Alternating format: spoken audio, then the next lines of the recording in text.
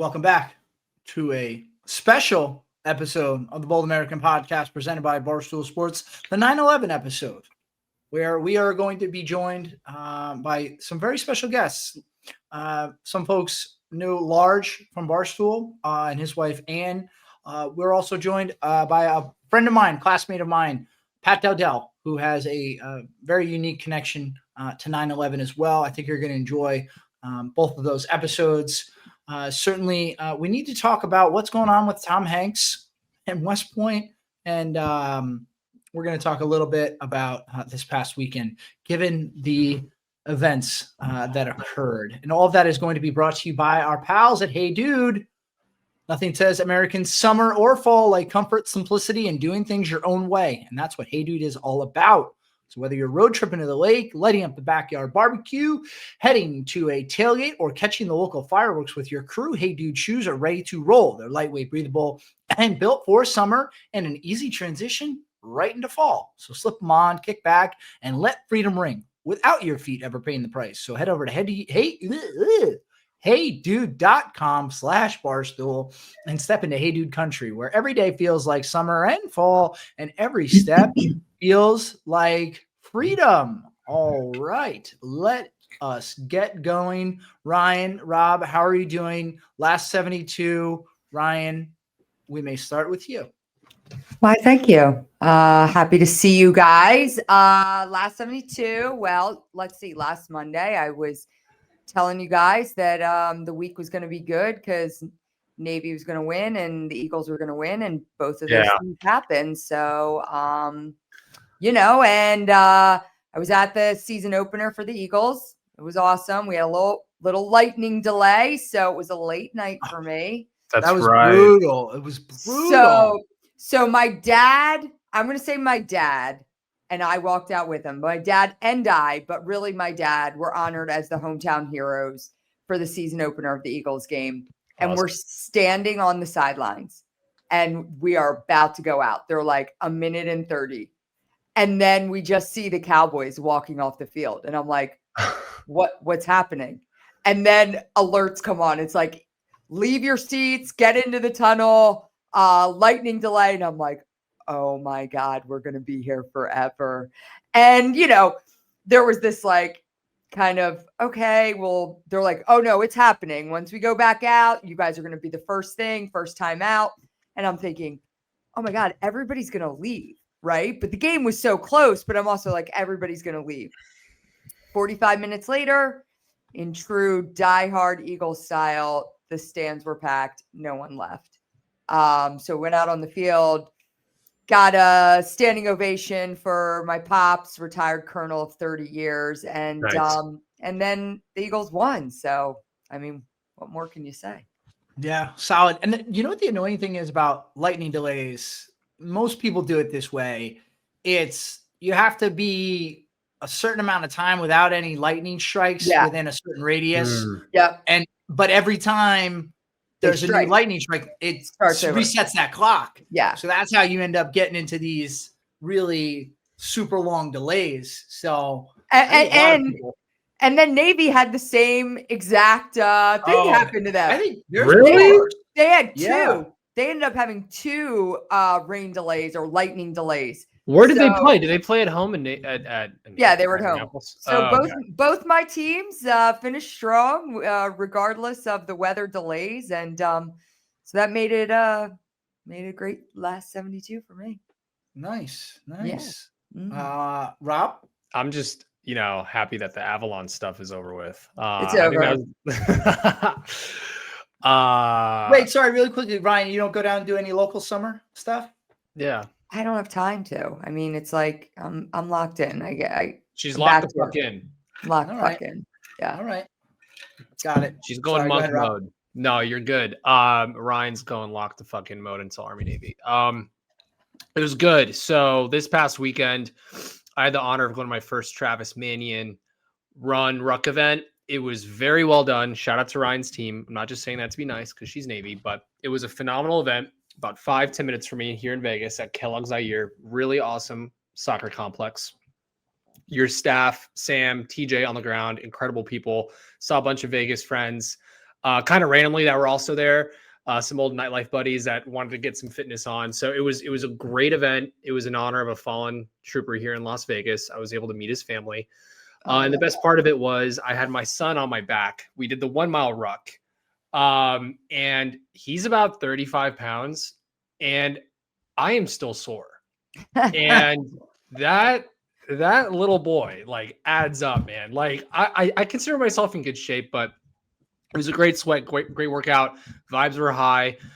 So well done, Ryan, to you and your team. And then after that, you know what happened later that evening? Army fucking beat Kansas State. And I have to say, I think we had a 6% chance of winning that game. So every year after Army Navy, I throw an after party. I put out a tweet and Instagram story that my event will go on sale if and when we win. Connor, I wasn't really expecting us to win. So during halftime, I had a little feeling, though, that it might happen. I put together the event on Eventbrite, got some graphics together, slapped it on, pushed it out live after we kicked Kansas State's butt.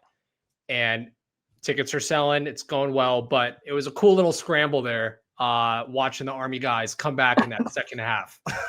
Yeah. No, I mean, go ahead, Ryan. No, like, so I saw your Eventbrite registration. What kind of after party are we talking? Because I know like you're into, is this like old school Rob, like rave EDM type after party, or like so what it is kind it? of it's a good question. It kind of morphs based on where the city is and like the venue. This is our first time doing it in Baltimore in the 7 or 8 years I've been throwing this party. This one will be a little more house loungy, but it's in a really cool bar. I think in Fed Hill in Baltimore. Yeah. I think we can fit like 450 people there, and we'll sell out. We sell out every year. So Ryan, to answer your question, what I think you were getting at though is no, Rob does not force being sober on his party goers. So there'll be alcohol. Yeah, it's open bar. It's a fucking it's legitimate. Yeah, it's legitimate. I was like, is this new Rob or old Rob? Like, no, I just pushed through. I'm just gonna be caffeinated. I'm just gonna be hyped up, and we're gonna win, so vibes will be high. Okay. But no, it's gonna be a good one. First time in Baltimore, and historically, we have a really good showing in Baltimore. So that's a good question, actually. Army, Navy. I think that's where we beat. Do you have a discount code for Connor and I for tickets? Maybe for you, Ryan. Connor for sure. He's grandfathered in. Wait! I thought you were gonna say you had to pay full price. I might have a discount code. He's in for free. Wow. We gotta be. Well, sorry, you're on the wrong side. We got a long road to December, and if you two are gonna gang up on me every Monday, this is gonna be a little painful. So, but all right, fine. I'll pay my own way. I'll buy my own ticket. Okay. Full price. And oh my God, it's gonna feel so good when I walk in there after the game. Oh my God. We'll have some people there. Connor won't even be there. He'll be in the car on his way home. Crying. It is I have to say, this party, since I've been throwing it, I think 2017, 18, I've hosted it after a couple losses, and the vibe is definitely very different. It's maybe a little more drinking too. Like it's people are suppressing their feelings very, very hard and like hugging each other a little bit more. But it's a good time. Classmates see each other, families are having fun. It's a good old time. But yeah, I'll see you there. We're in Baltimore, according to Wikipedia. Baltimore has this series tied 3-3. Oh, no shit. Okay, that's interesting. Okay, yes, I like that. We have the most recent win there in 2016. Right, that's where we broke the record. Yeah, the streak. Yeah. I was deployed. I was in Baltimore. Yeah. Okay. No, so I think Rob, going into that game, it was interesting because obviously we didn't want to lose our opener to an FCS school, even though I think they are a pretty good team. I think they won like 69-3 this weekend or something. Yeah, they're not bad, dude. But regardless of that, I think it might have been the best thing that could have happened to us to give us a little extra oomph going into this game because, I have to imagine Kansas State overlooked us. They were already probably overlooking us. Then we lose the first game, so they're overlooking us. They haven't played too well to start the season. Now 1-2, so they definitely haven't played that well. And I think they're just the lack of expectations for us going into the game. And I hate those stupid like percentage who's going to win. I don't even know how they come up with those formulas, but whatever. I think the fact that we scored right before the half on a 4th and 3, 4th and goal, that gave me, because we didn't start the game playing that well, but then we did that, and then they didn't touch the ball in the second half. No, dude, they I think we had 90%, 95% possession in the second half. Yeah, they had 2 possessions. Yeah. Their coach was even quoted as saying that kick return they had for the touchdown was detrimental to them because it forced their defense to go back on the field right away. Wow. As opposed to maybe, giving their defense a breather. So it worked out. I think anytime a group of 5 or now group of 6 school can beat a Power 4 school conference, it's a good thing. And I think if you look around the American Conference right now, it's very early in the season, but it's widely being reported and accepted across the country that is the best of the G6 conferences right now. Nice. So, good weekend. Good to get back on the winning side of things. And yeah, I had a block party. We still do block parties in my neighborhood, which was nice. Yesterday we had to move because of the weather. But it's nice. I like that I live in a neighborhood that does something that I feel like has largely probably gone by the wayside across America, right? Do you guys know of any block parties that happen anywhere? Halloween's big in my hood here in Vegas. Like, that's a block party based on the neighborhood. But that's about it, man. There's nothing else that I can think of. Yeah. Ryan? No.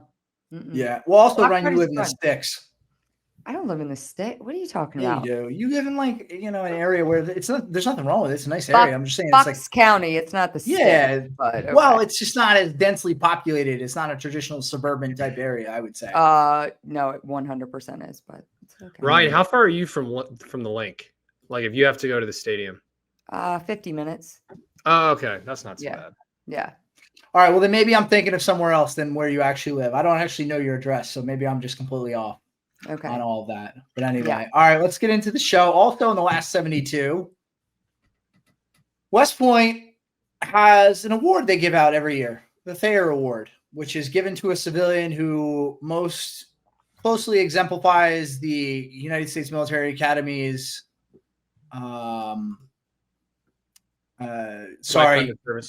Yes. But our motto, duty, honor, country, mostly exemplifies those axioms. And sorry, I got distracted because Rob said something in our group chat and it just distracted me. So there's a little fuck, I got distracted. It's all good, dude. It's all good. No, it's important to talk while we're doing stuff just to make sure everything's on the up and up. Anyway, so it came out that Tom Hanks was going to be the recipient of this award. Yeah. Tom Hanks has done a lot for the veteran community, exemplifies duty, honor, country in his everyday life. And, all of these awards, especially for celebrities, I always take them with a grain of salt because, you wonder, like, how much is this celebrity getting their hands dirty and how much is them showing up for a photo op or giving their money in a certain place so they can help. And I get it. The way they can help a lot of times is with a platform or with money. So I don't begrudge them for that. But I always wonder, these celebrities who are honored with these awards, how much of that is let's give a big name our award to kind of prop up our own organization and get press on it, and how much is them actually doing the work to deserve this award. Nevertheless, Tom Hanks was earmarked for the Thayer Award. And then we got word that, we're just not going to do that this year. West Point put out really cryptic messaging that the ceremony was no longer taking place. Tom Hanks would not be receiving this award. And there wasn't a lot of detail around that other than we feel as though we need to focus on our mission as the Academy, as if to imply we haven't been focused on that mission for the last 200 plus years. So just kind of curious what you guys thought when you saw this come across your phones that Tom Hanks was no longer going to receive this award. Quickly for context, let me just roll through some of the previous winners. Yes. We have Robert M. Gates, SecDef in 2011, Madeleine Albright, Condoleezza Rice, Gary Sinise, very important one there. Friend of the show. George W. Bush, Leon Panetta, a couple more big ones, Elizabeth Dole, and Barack Obama, former president. That was last year. So did I break the news to you guys with that when I texted it to you? I think you did. Yeah. Maybe, yeah. Yeah. Okay. So, and do you remember we had actually talked about this, that Tom Hanks was getting the award? Yes. Connor, you had brought it up and you were like, that's kind of cool, Tom Hanks. And I think, Rob, you're like, it'd be great if we get him on the show and to talk about it. Hey, come on. Like, it's not that hard. Yeah. But, I mean, you're leaving out a big part of this, of the story. Which is I mean, we all know what which is that they didn't just cancel the award. They've now announced that they are giving the Thayer Award out. Do you know this, Connor? Oh, I thought that was Rob trolling. No, is that not real? Yo, that's a fucking troll. I thought that was real. I was dying. Oh my God. Yo, so that's why it was so perfect because people are still losing their mind and think it's true. I believed it. Okay. I totally believed it when you sent me that. I was like, this is wild. There are some very high profile West Point For context, Rob sent me a text that said that they were now reinstating the award and Mel Gibson was getting it. And this whole time I thought that was actually happening. And I'm like, this is the wildest thing I've ever heard. Okay, Ryan, you're not alone. There's still a lot of people who do not listen to this podcast that are very important people in the world that still believe it's true. Wow. Okay. Well, that makes me think. Ryan, I love the innocence you take to the world every day. The fact that you believe that, and maybe just because I've been, glued to the internet for a real long time. And now, Connor knows me very well. He knows my sense of humor. Well, he knows.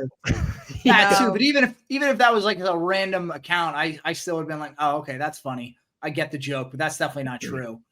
So I wish I could go through life like you, Ryan. Just blissfully unaware when just absolute garbage information has come across your phone. Wow. Okay. Well, no, but I mean, like, listen, this is clearly politically motivated and it's just so childish. Like, all right, we don't like Tom Hanks, so we're not going to let him have this award. And we're just going to push it down from the top levels that, hey, West Point, you can't do this award. Meanwhile, I mean, do you think that's how it went? Do you think it came down from like, okay. Yes, I think they got pressured into doing this, which is from why the DOW.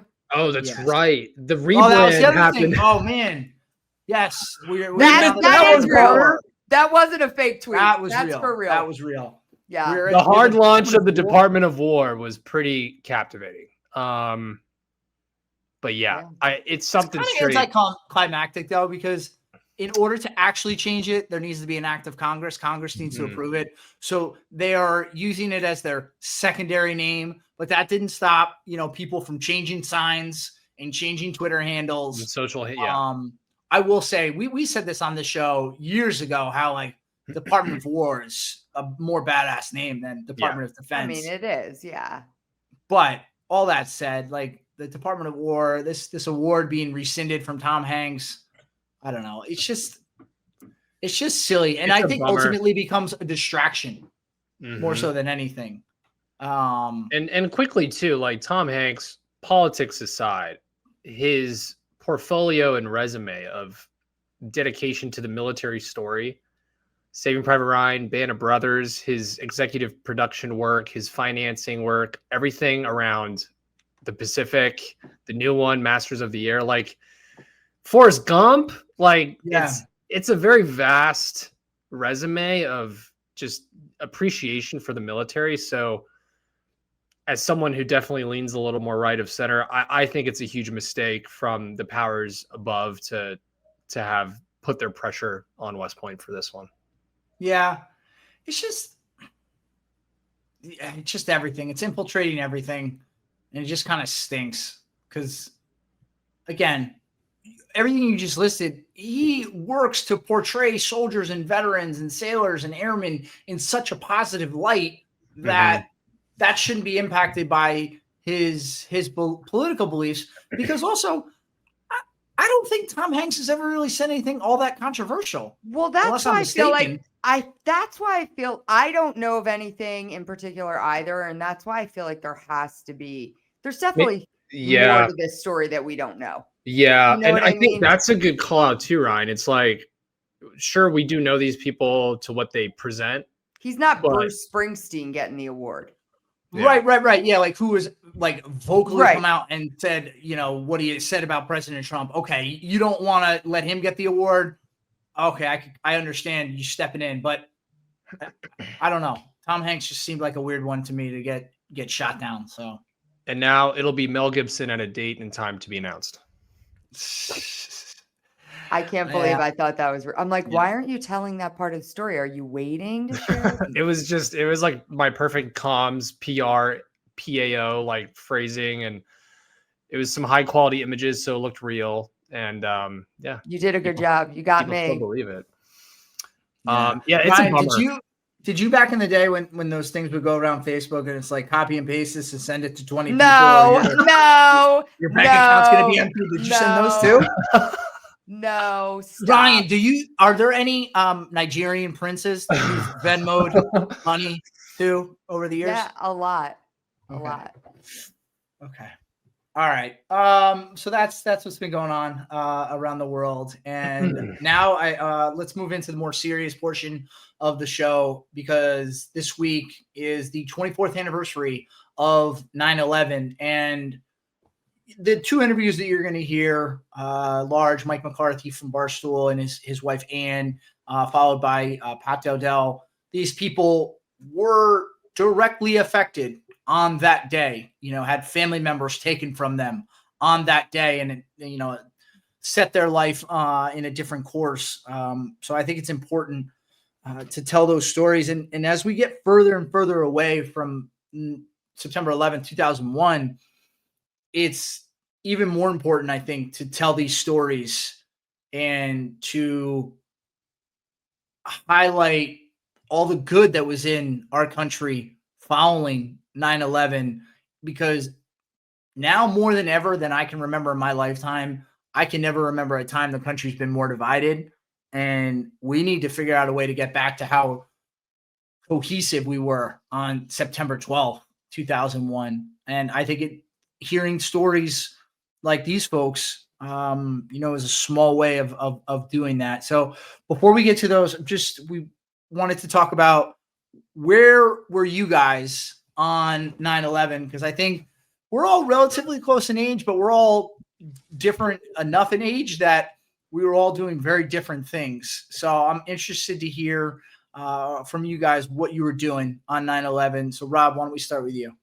Yeah, my dad was stationed in Germany at the time as a foreign exchange officer to the German Logistics Corps, right outside Cologne, Germany. And so I was actually leaving the British international school I was going to, because I think we were 6 hours ahead. School wrapped up around 2:30. So we had heard about the attack on the school's intercom, and then it was put out on one TV as we were leaving, which is just kind of like a general purpose screen. They put on the German news, and then my dad told my mom as we were on the way home to not go home because we had no idea what was going on. And my dad was a diplomat at the time, diplomatic status. And I think they put out an alert to all diplomats across the world, like, hey, just monitor your situation and stuff. So we actually drove around for a couple hours, and then we went to a German shopping mall, and they had the attacks pretty much on repeat at like a German Best Buy. It was like all over the news. And my mom, my sister, and I were in, I was in my private school uniform. British schools do that. So was my sister. And I think we were just driving around town for a couple hours until we met my dad at home. And then we watched AFN, which we had at our house, Armed Forces Network, broadcasting, CNN, Fox, MSNBC on loop. So yeah, I was in Germany at the time. That's crazy. How old were you? 11. And so at 11 years old, did you kind of grasp what was going on, or did you have an 11-year-old kind of brain about it? No, I knew what was going on. My dad had deployed a couple times the years before to Kosovo. So for the KFOR mission, my dad had just, done 3 years teaching at West Point. So I was a very well-informed Army brat, kind of a nerdy kid at that point. I was in Boy Scouts. I just started Boy Scouts. So I was in tune with what was going on. And my dad, he was in BDUs and stuff. And like, I understood what was kind of going on. The magnitude was pretty crazy too, because my dad is from Brooklyn and we were in the World Trade Center a month before they were hit as a tourist family event. Remember at the basement, they had like a shopping mall, right? With like a Disney store and all that. So we were actually in that basement a month before they came down. So I have chills just talking about it. We still have like little artifacts and stuff from that trip. So I was in Germany at the time. Interesting. Wow. Yeah. And then what was it like at West Point? Because when did you show up? I forget. I showed up summer of 2008. So you had graduated 2 years prior, I think. Yes. 06. Yeah. Okay. So, I mean, was 9/11 talked about much at that point? When I went into the academy, it was, I think it was talked about, but it wasn't as prevalent as, oh shit, we are in Iraq and we're still in Afghanistan. Like that was front and center. But 9/11 was, and then, towards my senior year at West Point, besides the 9/11 anniversary, it really wasn't talked about or touched upon as much. Gotcha. And then Ryan, where were you? I was in college in Philadelphia. And I was asleep. My mom called me and she was freaking out. And I remember she was like, turn on the TV. And I was on the phone with my mom when the second plane hit. And I didn't know what to do. My brother was at the academy and he had called my mom and said that they were like on lockdown, obviously. What year was he there? He was that was 2001. He was a sophomore. Okay. Yeah, youngster. So, and so I have an interesting story about September 11th, just how it like parallels with kind of what happened later in my life. So I went to class because I didn't know what to do. And I was the only one in my house at the time. All my roommates had already left for class like earlier in the morning. And so I was just like, I don't want to just sit here and watch TV by myself. So I got up and I went to class and I had English class. And I got to class and my professor was like,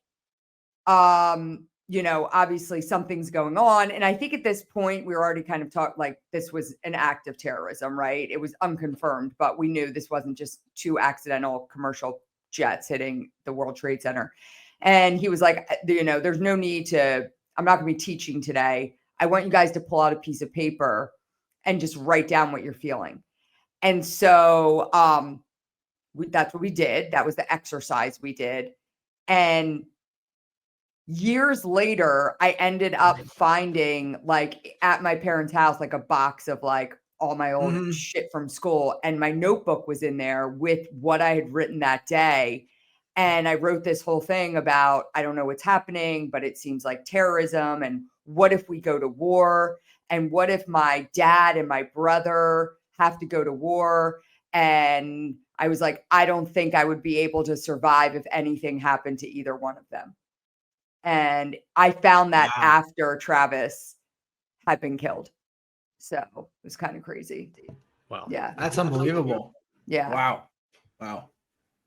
All right. I don't know if I can really beat that. Thanks for sharing. I mean, it's not a beat thing. No. You know what I mean? I'm saying it's it's just interesting how the paths collide, and then just given what you've done since that day and with, your foundation, I think it's fascinating that you had that, then you discovered it. So interesting to say the least. Yeah. I was senior in high school, second period, history class when the first plane hit, and then went into third period, and that was religion class. I went to Catholic school. The first plane had hit when you were in history class? Like, did you know? So they came over, our principal came over the loudspeaker and let us know that it happened. And it wasn't until next period when they turned on all the TVs in the classrooms. And I mean, Jesus, this is 01. So we had those like box TVs. Yeah, they hanging rolled from them the in, corner. right? Yeah. No, ours were like just they were hanging Just from sitting the there. corners in the Got it. ceiling. Yeah. Yeah. But the big box TVs, and it was News One, maybe, or I don't know what channel it was on. But yeah, then it was all right. We saw what was going on, and then it was in third period that I saw the second plane hit. And what's interesting for me is that I didn't know I was going to West Point at that point. I was, in the thick of the recruiting process. Oh, And yeah. then I made the decision, all right, cool, I'm going to go to West Point. But when I made that decision, it was later that year in 01. And this was after the 01 Army Navy game. And, you're like, oh man, there's snipers everywhere. President was there. Mhm. And even then, I didn't think, like, when I was committing to go to West Point, well, I'm committing myself to go to war years from now. Because at that point in my life, all right, so I'm born in 1984. I don't know what the hell happened in the 80s. I'm too young to remember that. But, we had Panama, Grenada, very short conflicts. And then we have Desert Storm, very short conflict. Rob, you mentioned Kosovo in the mid 90s. That was more like an ongoing thing. So we were never at an extended conflict. And certainly, if you want to get technical about it, we haven't declared war in this country since World War II. So the most recent thing that could be compared to what happened in Iraq and Afghanistan would probably be Vietnam. And that hadn't happened since the 60s into the 70s. So it didn't occur to me, all right, I'm going to go to West Point and then go to war. Certainly, obviously, we saw how it played out, and that is what happened. But the class of 2005, who were freshmen at the time, got dubbed the class of 9/11 because they were the freshmen. But my class, we always kind of took umbrage with that because we were the class that 9/11 happened, and we said, all right, we're still going to come. Yeah. So, those guys, they could have left. I think about how many people did. I have to imagine there are people that decommitted from service academies. Oh, absolutely. yeah. After, Absolutely. for sure. Yeah. Because I think about it like, from Travis's perspective, he entered in a peacetime and then like overnight it changed for them. Yeah. I mean, my brother had already lost friends, Ronnie Winchester, JP Blecksmith, like football players. Ronnie Winchester was a football player at Navy who was killed before Travis even graduated. You know, I mean, so they were losing friends before they had even gotten out of school. Yeah, I mean, I talked about it with Pat in the interview you're going to hear, but we would have during lunch, they would get up on make announcements, and you would hear all the time what they would make an announcement when a graduate was killed, and that was just the reality of the situation at the time. It picked up a lot, Connor. I think after probably towards the end of your time at West Point, my plebeian yuck year. I mean, I think there was a KIA graduate every week, every other week. Well, 2008 too. You were kind of like at the height of. It was Iraq and Afghanistan. Yeah. We were trying to figure out what the fuck we're doing in Iraq still, and it was just like, all right. Yeah.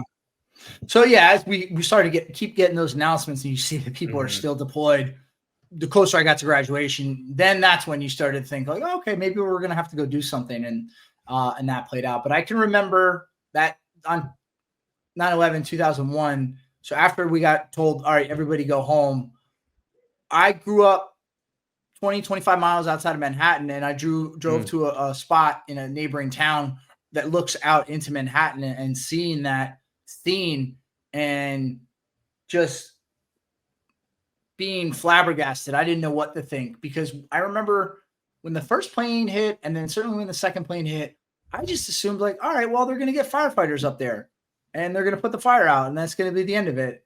Never did it occur to me until it happened that these buildings were going to fall down on themselves. So anyway, that was where I was. Sands, our producer, was barely out of the womb. I think he said he was in kindergarten. He was in kindergarten. They wheeled the TV in. Why are you telling kindergartners, 5-year-olds, 6-year-olds, that this is what's happening? They wheeled the TV in for the kindergartners. It's wild. And I interviewed a firefighter today from Rescue One. Saw that. And he's a friend of mine.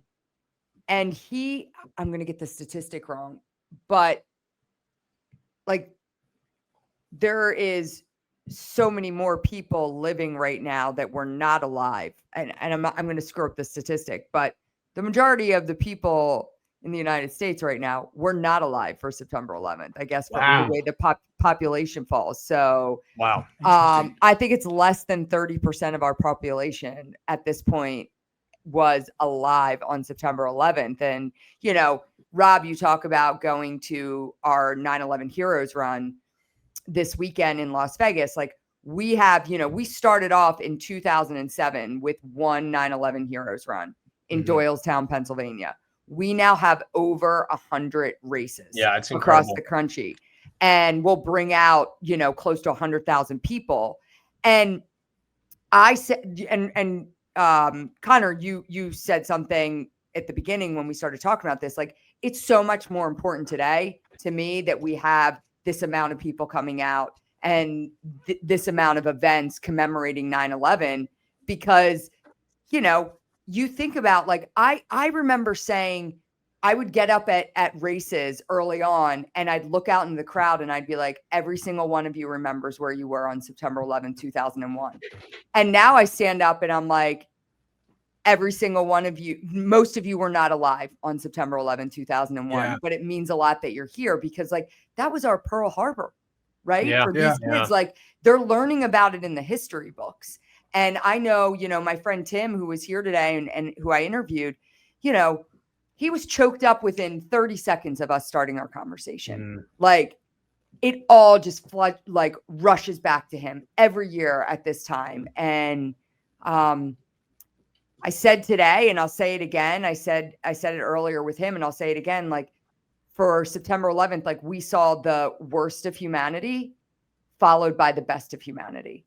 And, you know, and I think, Connor, you spoke to it, like, you might have been a little young, Rob, and certainly you were, Sands, and you were in Germany, but, like, Connor, like, you never felt the country feel more like we're one team, one fight, right? And it felt like that came to a culminating head too when President Bush threw that first pitch. Throughout the pitch. Oh my God. Oh my gosh. So the greatest first pitch in history. Cool story. My friend is a helicopter pilot, and he flew the president to that. Sick. And he talks about, like, the emotion that was involved, that he flew the president to throw out that first pitch. And I mean, you think about how we all felt, and, you know, 50% of the population voted for him for president, but 100% of the population was behind him and the rest of the country, and whatever, you know, we were all in it together. So, yeah. All right. Well, with that, let's throw it to these interviews. Thank you to these folks for joining us and agreeing to tell their story. So let's throw it to them right now. Joining us now on the Bold American podcast are two of my favorite people, as this one guest likes to say, at the firm. They are friends. They are colleagues, and I'm just happy to know them, and that is Large and his beautiful bride, Anne. I won't say your full name because I know that kind of bothers you, your full name. I appreciate that. Yeah. But good. I think your full name is pretty, but nevertheless, Annie and Large are joining us today. We have the 24th anniversary of 9/11 coming up. And the reason I wanted to have them on is because that's a big number, 24. We are a lifetime away from 2001 at this point. You two didn't have children. You were quasi newly married, if memory serves correctly. About a year and a half, yeah. Yeah. You know, this company that we work at was still just Dave sitting at a bar stool at bars talking to people. It didn't exist yet. Blockbusters were still a thing. Cell phones were still in their infancy. It was just a different world. And we have a lot of people at Barstool that weren't even born when 9/11 went down. And I take it for granted maybe and just assume everybody knows the connection that you two have to that fateful date. And I think when I was thinking about things, I realized there's probably a lot of people that have no idea that you two are connected to 9/11. So I think it's important to continue to tell that story. And the mantra for so long, and you still see glimpses of it, is the whole never forget. And I think just due to the passage of time, we've forgotten, I think, in some pockets of this country. And where we are at now in a country, it feels like we couldn't be further from where we were on September 12th, when seemingly the entire country banded together as one. So that is a incredibly long introduction to say that I am joined by Large and Annie to tell their story. So thank you both for willing to come on the show and tell your story. So hello, how are you? Thank you so much, John. Was it John Con? Cons?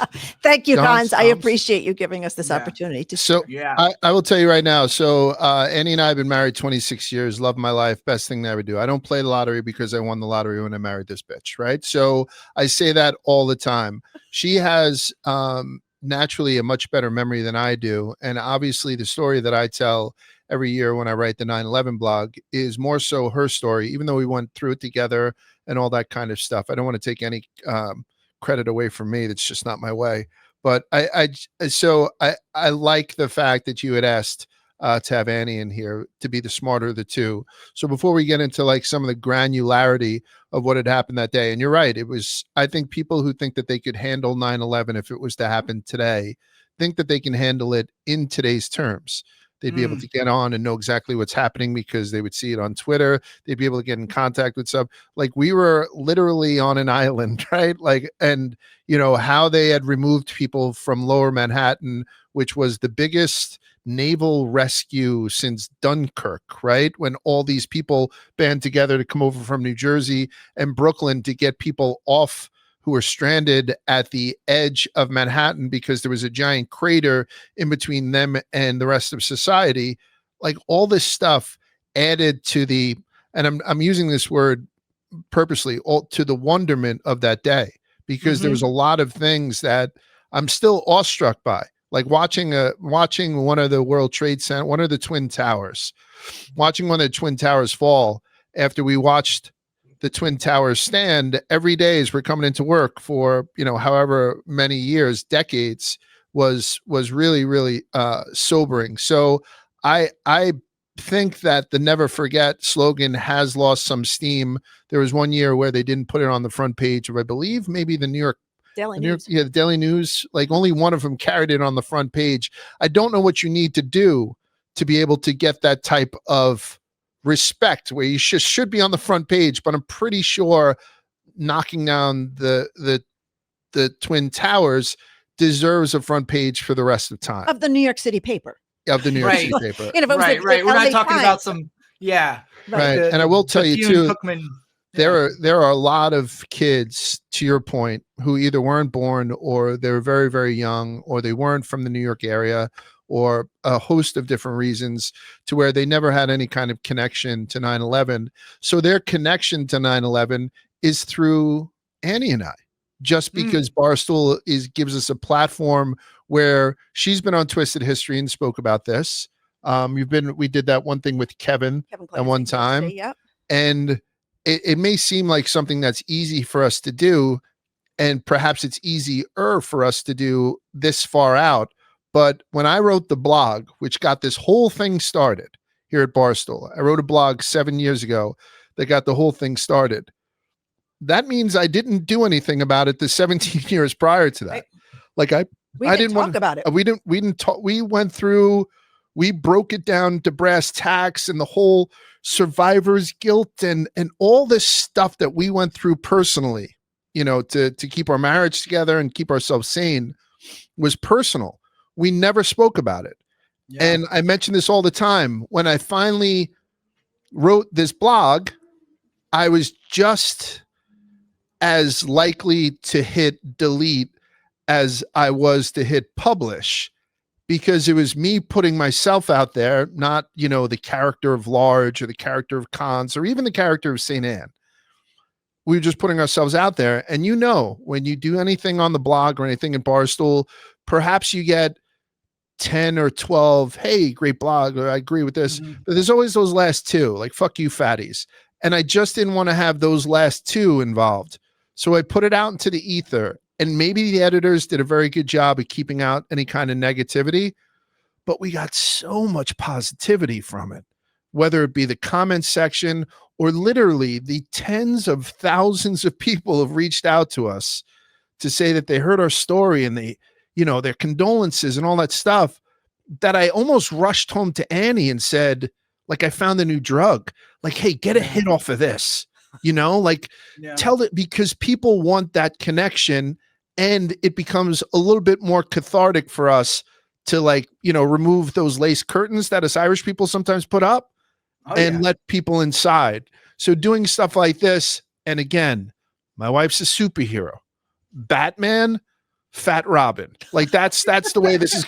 Batman, bald Robin, bald eagle, whatever. I'm a little bird. Yeah. And I think it's one of those things where we're happy to do it because we want to keep Rick's memory alive, Uncle Bob's memory alive, Tommy Sullivan's memory alive, Mike Tamuccio's memory alive, John Schroeder's, L. Patrick Dickinson, Mike Pascuma Sr. We want to keep everyone's Suddy's memory alive. All these people, Rudy, all these fucking so many dead people, Cons. It's fucking crazy, man. It's nuts.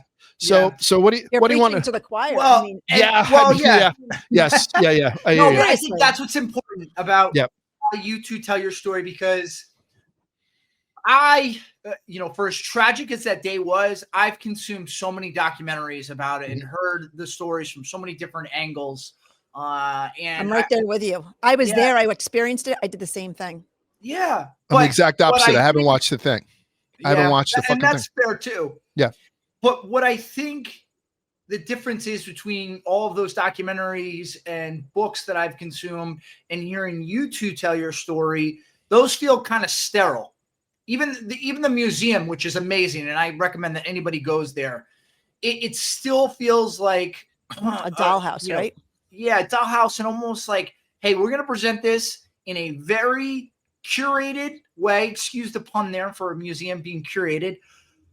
But when I hear you two tell your story, and I've heard it, and I'll never tire of hearing it because it has that personal touch to it. And I think that is what allows so many people to connect to it, even people who, as you mentioned, may not have been alive or may have been very young or have no connection to this area of the country.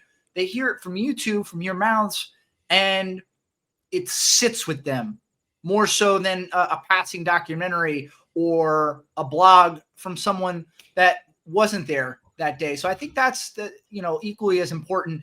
And, one thing you mentioned there, and we don't necessarily need to go down this road, but it just occurred to me for the first time, because Large, you and I had this conversation before, way back on Zero Blog 30. I don't remember what year it was. Right when he wrote this?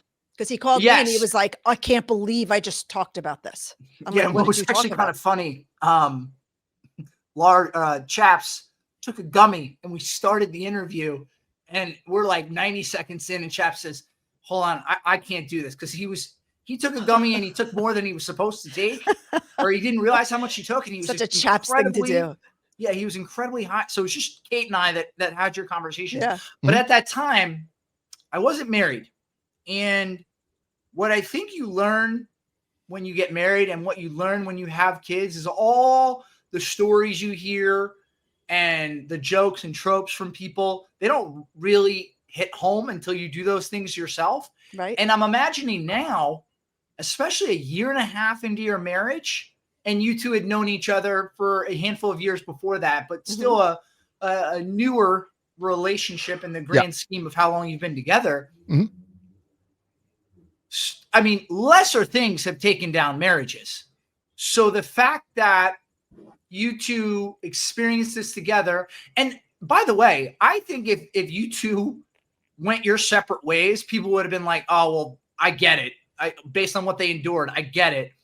But so I just think it speaks to your relationship that you seemingly came through it stronger.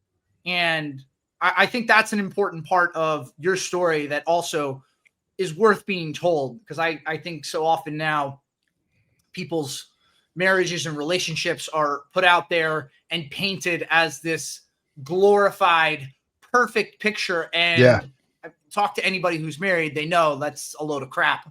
No marriage is perfect. So I think it's important, and I'm grateful that you're willing to tell the story from that angle too. But yeah, if we want to get started, we'll start with you, Ann, because sure. I mean, I got to tell you, Con, that's a testament to him, though. The reason we're still married. I mean that sincerely. I agree. I was, he had take that credit where it can come, right? But it's true. I mean, you can imagine the state of mind that I was in. And, I would have never gotten through that if he hadn't been the backbone for me to privately, because we didn't, like he said, we really didn't talk about it. So the fact that we stayed together and we kept things in perspective and we moved forward, that was all him, because I was in 9 million different directions. I will tell you that Annie's going to do most of the talking, and I will shut up after a second. We went to some counseling to talk to somebody about it. She and I spoke about it ourselves ad nauseum for years. We didn't go outside and speak about it. So it wasn't anything where we just ignored that it happened, where she was still eulogizing 8 people in St. Patrick's, right? Like 9 people, excuse me. So that's one of the things I will tell you. We did process it the way that we did, and it almost ended our marriage, to your point. And we're thrilled that it didn't.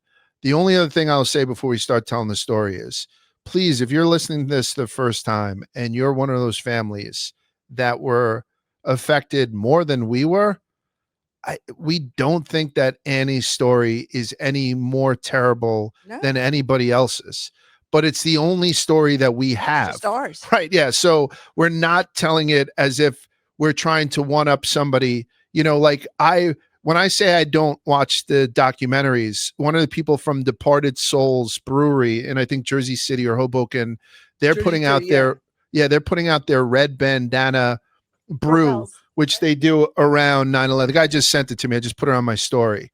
I don't know the red bandana guy. I don't know Father. I don't know Father something. I don't know this guy. I don't know any of that, because I just had enough going on in my own life that I didn't need to bring anything else in. There was no closure except between us, right? Like, that's the only closure that we really needed to have. So I never went above and beyond. So please, you may go away and be like, you saying that this woman lost her uncle and her father and all these people that she worked with, how does that compare with the guy who lost his leg and is still? It doesn't. It does not. Simply is just our story. And it's the best we got. We don't embellish it. You know what I mean? Like, it's no more sexier or tragic or more tragic or more horrific than it really was that day. So here's just, this is our reality, and it's the only thing that we can tell, you know? Yeah. No. And then I think that's completely fair. And I hate that you have to preface everything. You have to put up a caveat. That's just the world we live in, that people will take it in the complete wrong direction, unfortunately. But nevertheless, it is, as you said, your story. I think it's a powerful one. Mm-hmm. And, I don't know. I'm fortunate to know, I have some other people in my life that, were also directly impacted that day. I don't know how you could be more directly impacted than how you were, Annie. So I really, let's just keep it very simple. How is it? And I know you weren't, I know your story. I know where you were that day, that morning. And that's an interesting part of this story too. But ultimately, big picture, what brought you to Wall Street and what put you in the position that you were on 9/11? I was raised by my dad. My parents divorced when I was young. My dad took me. And, during holidays or summers, a lot of kids went to camp. My dad said, there's no reason for you to go to camp. I don't need to spend money on that. You can come down to the trading floor. So I spent my summers from 8 years old on writing tickets on the trading floor, answering phones, tracking down payments. I didn't know that part. Sorry, that you were on Yeah. the floor at 8 years old. I didn't know that. Yeah, I thought you were crazy long now. shit. I didn't know Cons, it's crazy fucking story. Yeah. This woman, when you've seen our relationship at home, and they're not that traditional gender roles at home, right? No. Like if you're looking for somebody to make you a meatball, you're coming to me, not this that. bitch. Right. If you're looking to buy a car, you're going to her, Yes. not this idiot. Yes. Right? Is that Yes. fair to say? Yes. That's fair. So yeah, so her dad was a very successful guy on the floor of the American Stock Exchange and had a smaller operation on the floor of the New York Stock Exchange, which Annie had worked at on the New York Mhm. Stock Exchange. So I used to go down to the Amex, and like that's Yeah. where I would go. And then once I graduated high school, he was like, "Oh, you got to go to college." So he sent me to a school in Boston. I was like, "This is not happening. You're not going to put me in a situation now where I have an RA. I've lived with him for years in Manhattan, and it was like, see ya in a couple of days. Here's a couple $100. So now all of a sudden I had rules, you know, you're going to give me a curfew at 19. That's not going to happen. And then he drove me down to Georgia. He left me there. I said, "Don't leave me there." I sold everything. I beat him home with with a plane ticket. He had to drive the 22 hours back. He got home in the driveway. There I was. And then he's like, "Fine." And he gave me a phone number to this woman on the floor of the New York, because he didn't want me working on the floor of the Amex with him. I didn't want to work on the Amex with him either. But we were too similar. So I started right down on the trading floor of the New York, right out of high school. I loved it. I loved everything about it. I loved the people. I was, back then there was 10,000 people and it was a big family. So I loved doing that. And every Tuesday from 1974, maybe, he used to have a meeting with all his employees on the corner of Cedar Street and Trinity, which was the back entrance to the Trinity Church, front entrance to the American Stock Exchange. When the Trade Center opened, he moved his meetings up to Windows in the World. So every Tuesday since the 85, they would meet up there for breakfast. So naturally, when I started down there, I started with them. I would go every Tuesday, but that weekend we had gone to the Auburn Ole Miss game. Eli Manning. Everybody wanted to go see this, this new hotshot play, and so we went there. But I had broken a tooth. So Monday, I had said, because I would get there earlier than everybody else at the Tuesday meetings, because he had to be on the trading desk at 6:15, maybe. Yeah, I don't remember. I'll back it up just a little bit. New York Stock Exchange, American Stock Exchange, the smaller one that had options, that's where Rick, her dad, was. The Amex. The larger one, and it's we refer to that as the Amex. The NYSE, the New York Stock Exchange, was the bigger one. Everyone knows about it and stuff. Yeah. And that's where Annie was with her dad's company. Mhm. I'll say one other thing, Windows of the World, and we mentioned it kind of casually, but for people who aren't from New York, the top of the World Trade Center, there was a restaurant called Windows of the World. If you had ever seen the movie Wolf of Wall Street, it was that view where Matthew McConaughey is doing that, like that thing. And it was then there wasn't any, like the second place was a distant second. It was the best views in Manhattan because you basically could walk around. It made Jersey look good, right? Like it was one of those places that was majestic. And he belonged to the eating club there, which was called Sky Blue. So we'd host wine tastings and all that stuff. When I say I worked for her dad on the Amex. That's how I met Annie. Yep. I was sleeping with the boss's daughter while she was over on the New York. So I used to go to every Tuesday morning breakfast as well until I left the floor. And then I was working at Citigroup, which was so many blocks north of the World Trade Center in Tribeca. And then she was south of the World Trade Center by a couple of blocks. Trinity Church. Yeah. The Amex and the New York are separated by Trinity Church. So this Tuesday morning breakfast was a meeting that the Amex would go to, the New York would go to, I would go to, Annie would go to, and then all these other guys religiously every week. Because she had a problem where she cracked that tooth, that happened on a Monday. She didn't go to breakfast on a Tuesday, and 9/11 fell on a Tuesday. So that's how she survived. You fast forward so many years later, and then last year for our 25th wedding anniversary, I believe, or was it your birthday? Mother's Day. Mother's Day, yeah. Mother's Day. Jeez, I do some good gifts. She'd finally gotten that tooth removed and put like an implant in. And while she was still under anesthesia, I'd asked the doctor for the pieces of the tooth. I bought one of those things where you can tie off flies for fly fishermen. And I got some, like that crazy glue stuff. And I put the tooth back together, put it in a shadow box. I gave it to her for Mother's Day. And even my kids were like, "What is this?" I'm like, this tooth here is the reason that you guys are around. I would not be married to your mother if it wasn't for this fucking busted tooth.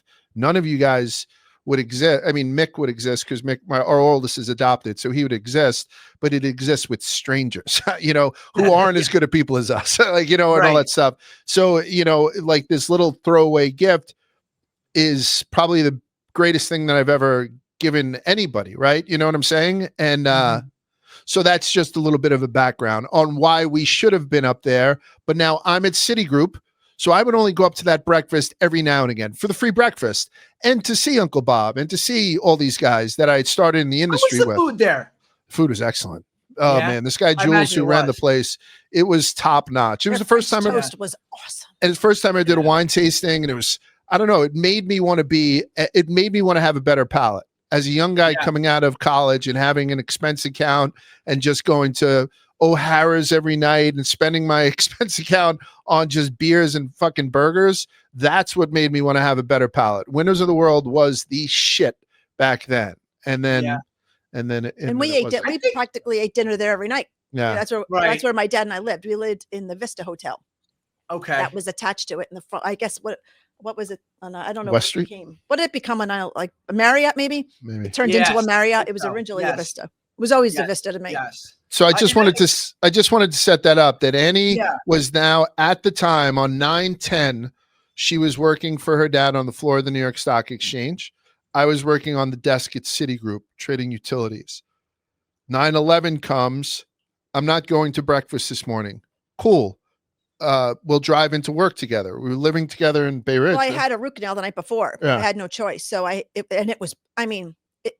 poured September 10th. Like, it was biblical.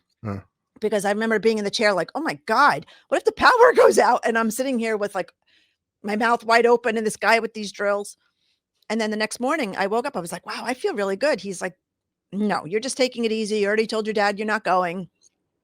You're not going to drive in with me. Just take the train, see how it goes. I'd never done that from Brooklyn before. So he drove in with his brother and I took the train in, and it was like my first time doing it. I take the train in. I get off at the end train, at right on Rector and Trinity. Yeah. And I walk right into the exchange. Nothing. I heard nothing. I saw nothing. I walked in. I walked into the building because you have to clock in at 8:46. I literally walked into my building the same time the Tower 1 got hit. Oh my, I just got chills. I did again. I had no idea. Like, I didn't hear it. Detail. Yeah. I knew nothing about it. But so I go in, I use the ladies' room because, like, naturally your hands are filthy and disgusting from the subway. I turn my water on and the water's black, right? But we still have no idea. It's not like anybody had mobile platforms or anything. So I look at Trish Murphy, the specialist next to me, and I'm like, "Ooh, look, someone's trying to tell me something." So we're like laughing in the bathroom, just, we had no idea.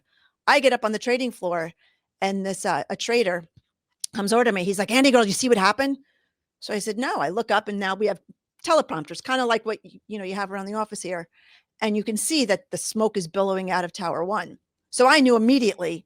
There's a needle on it, Tower 1. It's Tuesday. My dad's up at Windows. I'm looking at the clock because even though I went, those guys were all brokers. I was still a clerk. I wasn't a broker. And I was the only female that went. And he was my dad. So he would always walk me down. Like, we would leave at 8:30. So I was like, all right, by this point, it's like 8:48. I'm like, all right, there, he's got to be down. So I go right to my booth. First thing I do is I call up to Windows, and I'm putting up the beepers. We had beeper pads, we still use beepers on the trading floor, and I'm putting up all the brokers that would go to breakfast. And as I'm calling up to Windows, and I'm just getting a busy signal. You still got busy signals then. And the clerk from the other side of the trading floor says, "Oh, you got Tommy up?" I answer him. He calls my booth, and I said, "I do. Have you seen him?" He says, "Yeah, he's upstairs changing his shoes." So I said, "Oh, thank God." Whew. All of a sudden he calls me back and he says, "You got Suddy up?" I said, "I do. Have you seen Suddy?" He's like, "Yeah, he's upstairs changing his shoes too." So I said, "Okay, awesome. Thank God." I call over to the Amex and I'm like, "Hey, have you guys seen my dad? Have you spoken to any of them?" So they said, "Yeah, we spoke to Mike Pascuma." He was one of the guys that was with my dad. They were told to just sit tight, wait for instructions. The firemen are on their way. Just kind of hang tight. I said, but did you speak? Was he with everybody? Who was he with? Who was he talking to? Did you speak to my dad? Because my dad didn't have a cell phone. Really, none of them did. I think only Yeah. Tommy Sullivan had. He might have had two, like one for work, one for family. But And again, 2001, nobody had that. That was the way. Nobody, Yeah. basically nobody had cell phones. Like maybe you No. did, and maybe you took it if you were going on a long drive. you certainly but it couldn't wasn't- text. You Oh, know, if you like, had to did, text, you but- had to hit 1 3 times to get to C. right. Yeah. Right? yeah, There was no like Yeah. keyboards. Just fucking Yeah. exactly. Yeah. So, you know, that And they sorry, were like, really a quick aside with the Yeah. changing the shoes, and for those who don't know, and Large, you actually went over this a couple weeks ago in your show.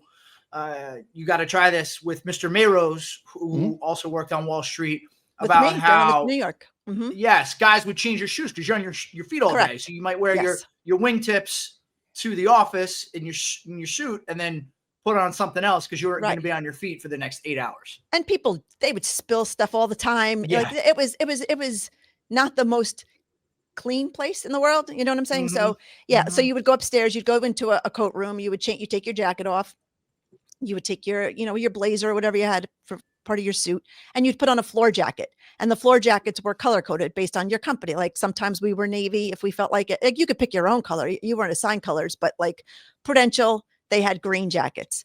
HYY, we had navy jackets. Robbie Stevens had maroon jackets. Citigroup, JP Morgan had blue ones. Like everybody just chose their own jackets, but they were floor jackets. They looked like blazers. Smocks, yeah. Like, yeah. Yes. Yeah. Just because you had to wear a jacket on the trading floor. So the brokers would go up to the luncheon club. They had like a fancier coat room. So I speak to the guys on the Amex. We spoke to Pascuma. They were told to sit tight, but they didn't know who he was with. They just knew that it was him. So I said, okay, you know, you're kind of waiting. So then I don't see Tommy or Suddy. So I put them up again. Press their beepers again. I get told from the same clerk, he calls me again and he's like, you have them up? I'm like, did you actually see them or speak to them? He's like, yeah, they're on their way down. So now with this, I don't know how much time goes by, but the second plane goes in and we all heard that one. That one was unmistakable. You heard that hijacker excel the engine. Like you heard it. And he was not high. You know, he was very low. That prompted me to run over to the other side of the trading floor because my booth was in the main room. Our other booth was between the main room and the garage. So I'm like, you see these, like you said, you saw these two, like, where are they? And that's when they looked at me. They're like, they're coming down. They'll be down any second. I'm like, yes, but it's Tuesday. They had, you know, I know because it's my dad. They don't really, like the clerks never went to breakfast. They never went with us. And they just, like their faces just dropped. They were like, oh, you know, like that's not how you want to tell somebody that you're, you know, half your, you know, more than a quarter of your company is up at a breakfast meeting that just got hit by two planes. But that was I don't have a filter. So that's kind of how they got it. And like everybody just around, like we had this S.E. Bernstein guys behind us, the Heffernans to the right of it. Like everyone just turns around. They're like, what?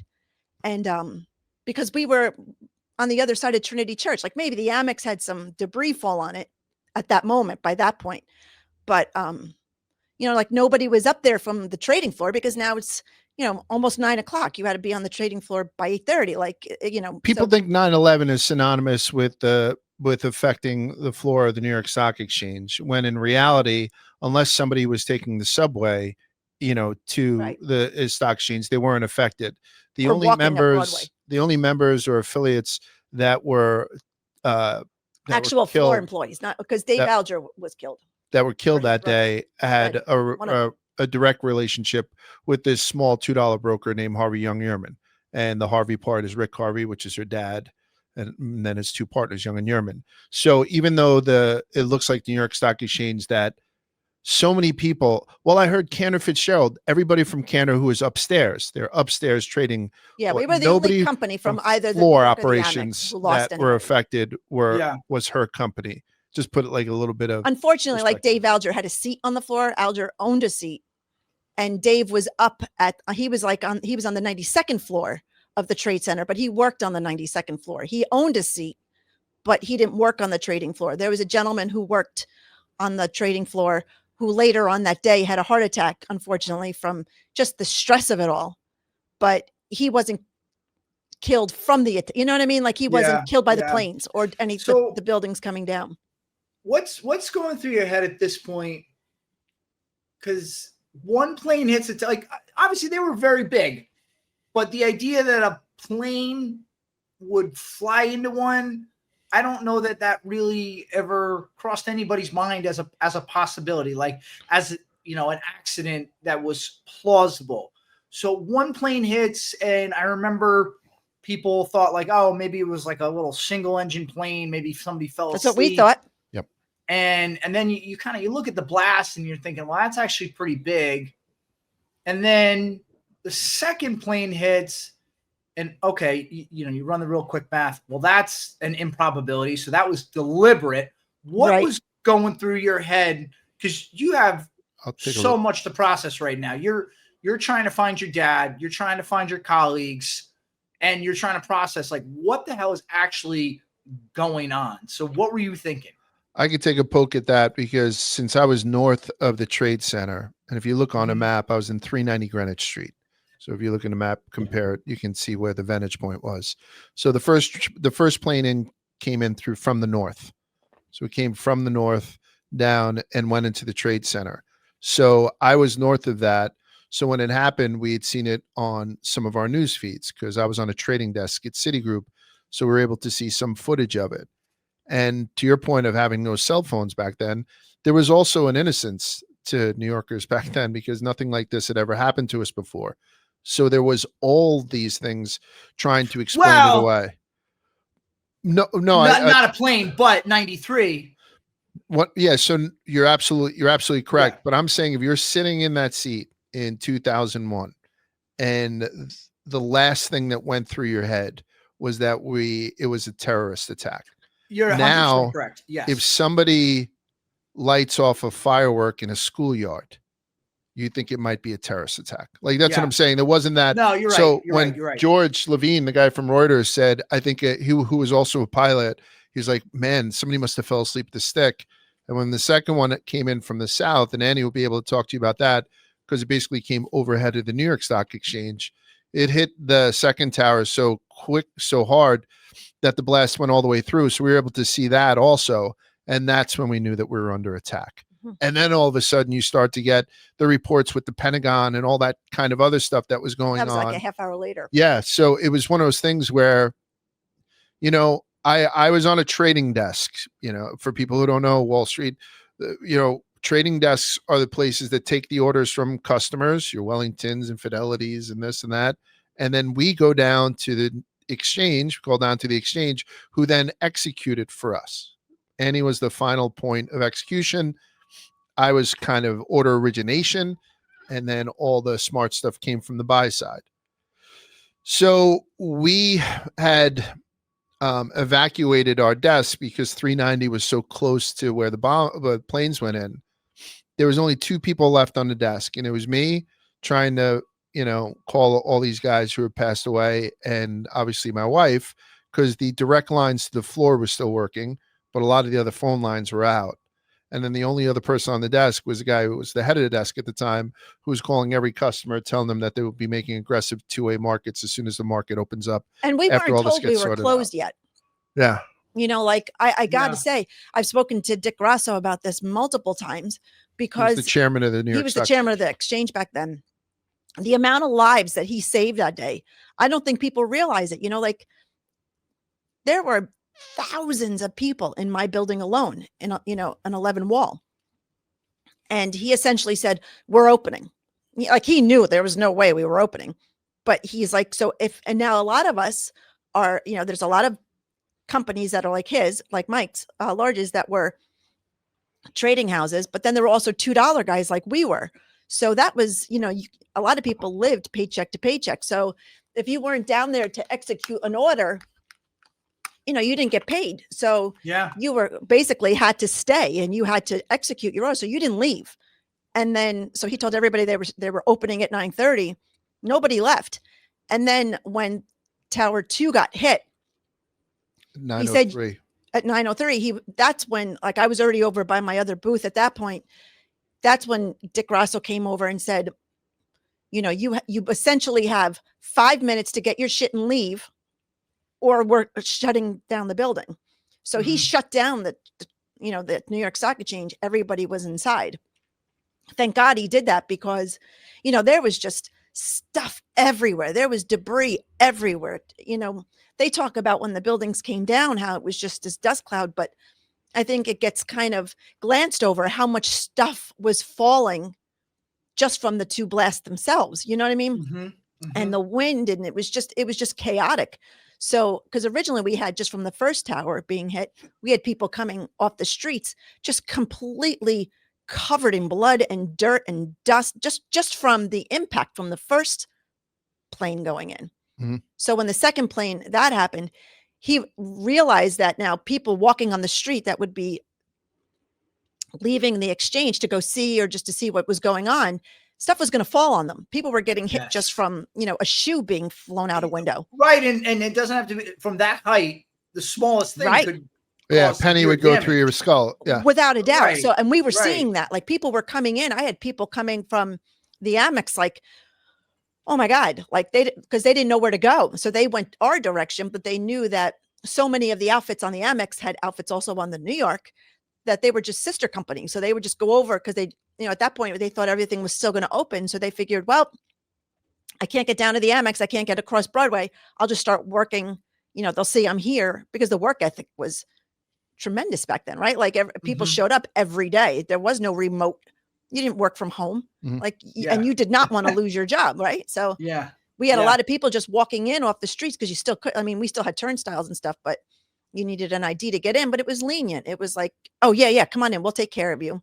So there was a lot of triage spots set up for people who had gotten affected by just debris from the first plane going in. Right. And it's crazy because in large, I've heard you describe it as a honey of a day. Oh, it was beautiful. So to have that debris and that chaos set against this gorgeous, similar to the weather we're having today here in the area, it was like bluebird day, sunny, 70 I never degrees. went outside. So I never So looked. I went outside, right? Because we eventually evacuated my building. And again, my wife was south of two skyscrapers that were just hit by planes. So I had to get south to obviously save her, and which was a futile thing. But Annie, just get to the downtown athletic club. We were members there at the time. We used to go there for Christmas parties and all that kind of stuff. Go to the downtown athletic club. That will be our meeting point. So I started to make my way down the West Side Highway. 390 Greenwich Street is a block off the West Side Highway. I went over to the West Side Highway. I started to head south. As I was going behind what I guess is Sorry, was it blocked off at that point? So no, there were nothing. cars? No, yeah, so traffic was at a standstill, and they weren't allowing any kind of traffic off the island at the time. I didn't know that yet. So I start to walk down, and as I start to walk down, one of the buildings falls. So you guys have seen like barns collapse or even casinos being taken down in Vegas with the charges, like you sometimes see those, those purposeful implosions. You've never seen one where it's 200+ story skyscrapers in lower Manhattan. So to Annie's point, the amount of dust and rubble that like even I got covered with as I started to run away, I started to run towards the water when the thing had, I say it all the time, the cop in front of me who was running away. Again, the cop, there's nothing a cop could do to running the other way. I know we talk a lot about the heroes who had ran the other way after these things had fallen, but while it was happening, everyone was running away from the explosion. That's just the way it was. And the mushroom cloud that was happening, except it was happening on the ground level. And the cop had dropped his gun. I reached down. I almost got it because I always wanted a gun. Like, you know what I mean? Didn't get that. We went all the way to the water, and then the dust had covered over us, and we were alive. And I was like, all right, well, this part is now closed. I can't get any further south because the skyscraper just collapsed. So then I went back up north, back up towards 390 Greenwich Street. I had an old school cell phone at the time. I was able to call my mom in Brooklyn, who then was able to get in touch with Annie. And it was at that point, Cons, like I was turning around, speaking to my mother on my cell phone and looking northwest towards Jersey. And I was like, wow, what a beautiful day. And as soon as you turn around and you look southeast, you were looking right into the devil's asshole. Like there was nothing, there was just people battered and fucking dying and rubble. And The Twin Towers were fucking gone. It was such a dichotomy of Southeast versus Northwest that day. And I know I use the term honey all the time, but man, we weren't fucking ready. And so somehow Annie and I had said the downtown athletic club won't work. Let's start moving east and get to one of the bridges, Manhattan Bridge or the Brooklyn Bridge, more in particular. We'll get to the Brooklyn side because her uncle owns Scotto's Wines on Court Street in downtown Brooklyn. We can get to Scotto's. And that's what we wound up doing. And that's when I got to see her. We both walked across the bridges separately with hundreds of other people, and hundreds of other people who are, you know, have no shoes on and they're bleeding out of this and they're doing out of that. Like, honestly, you felt like I really don't mean to put myself in those shoes, Cons, because I'm extremely respectful of what you had gone through and whatnot. But it did have like a war movie feeling to it, like that last chopper out of Nam, Sure. where everyone was Yeah. kind of like fighting to get the fuck out. It was, I don't know. And again, you're not the person, and your co-hosts are not the people that I should be talking about this to, because I'm sure there were times when you were in an open battle where you're probably the most scared of your life. But for the most part, you ask any kind of civilian, what's the most scared you ever were in your life? And people can maybe tell you, or they'll be like, oh, this is the top 5. I almost once drowned. I saw my mother naked. I did, like, you know, like maybe there's that. I've never been more scared than I was on 9/11. I will never be as scared as seeing a skyscraper fall on me. Yeah. Not on me, right next to me. You don't expect in Manhattan, you're walking around, you don't expect any of those buildings to just collapse. And, you know, we talked about this right before we started recording. I will never entertain any of the dumb conspiracy theories. And, you know, from a nuts and bolts perspective, I've talked to people, engineers, firefighters, and it makes sense what happened based on the circumstances. But when you are both going east to get to one of the bridges, what was the mood among people? Were people talking to one another? Were people helping one another, saying, hey, we got to get out of here? Or was it just silence? What was it like, just the people on the ground getting away from those towers?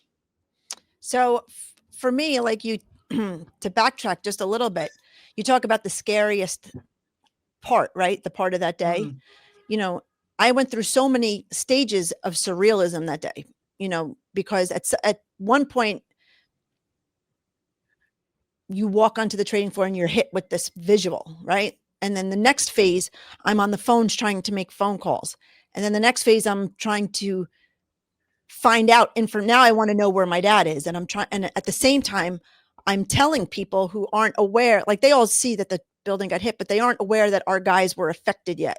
And then I'm trying to navigate the employees that are around me on this exchange. But then I also have 25 employees across the street who are basically at the entrance to the Trade Center, because the Amex is at the bottom of the American Stock Exchange is literally at the bottom. The only thing between them is Cedar Street, right? It's like Cedar, Liberty, and then you have the entrance to the Trade Center.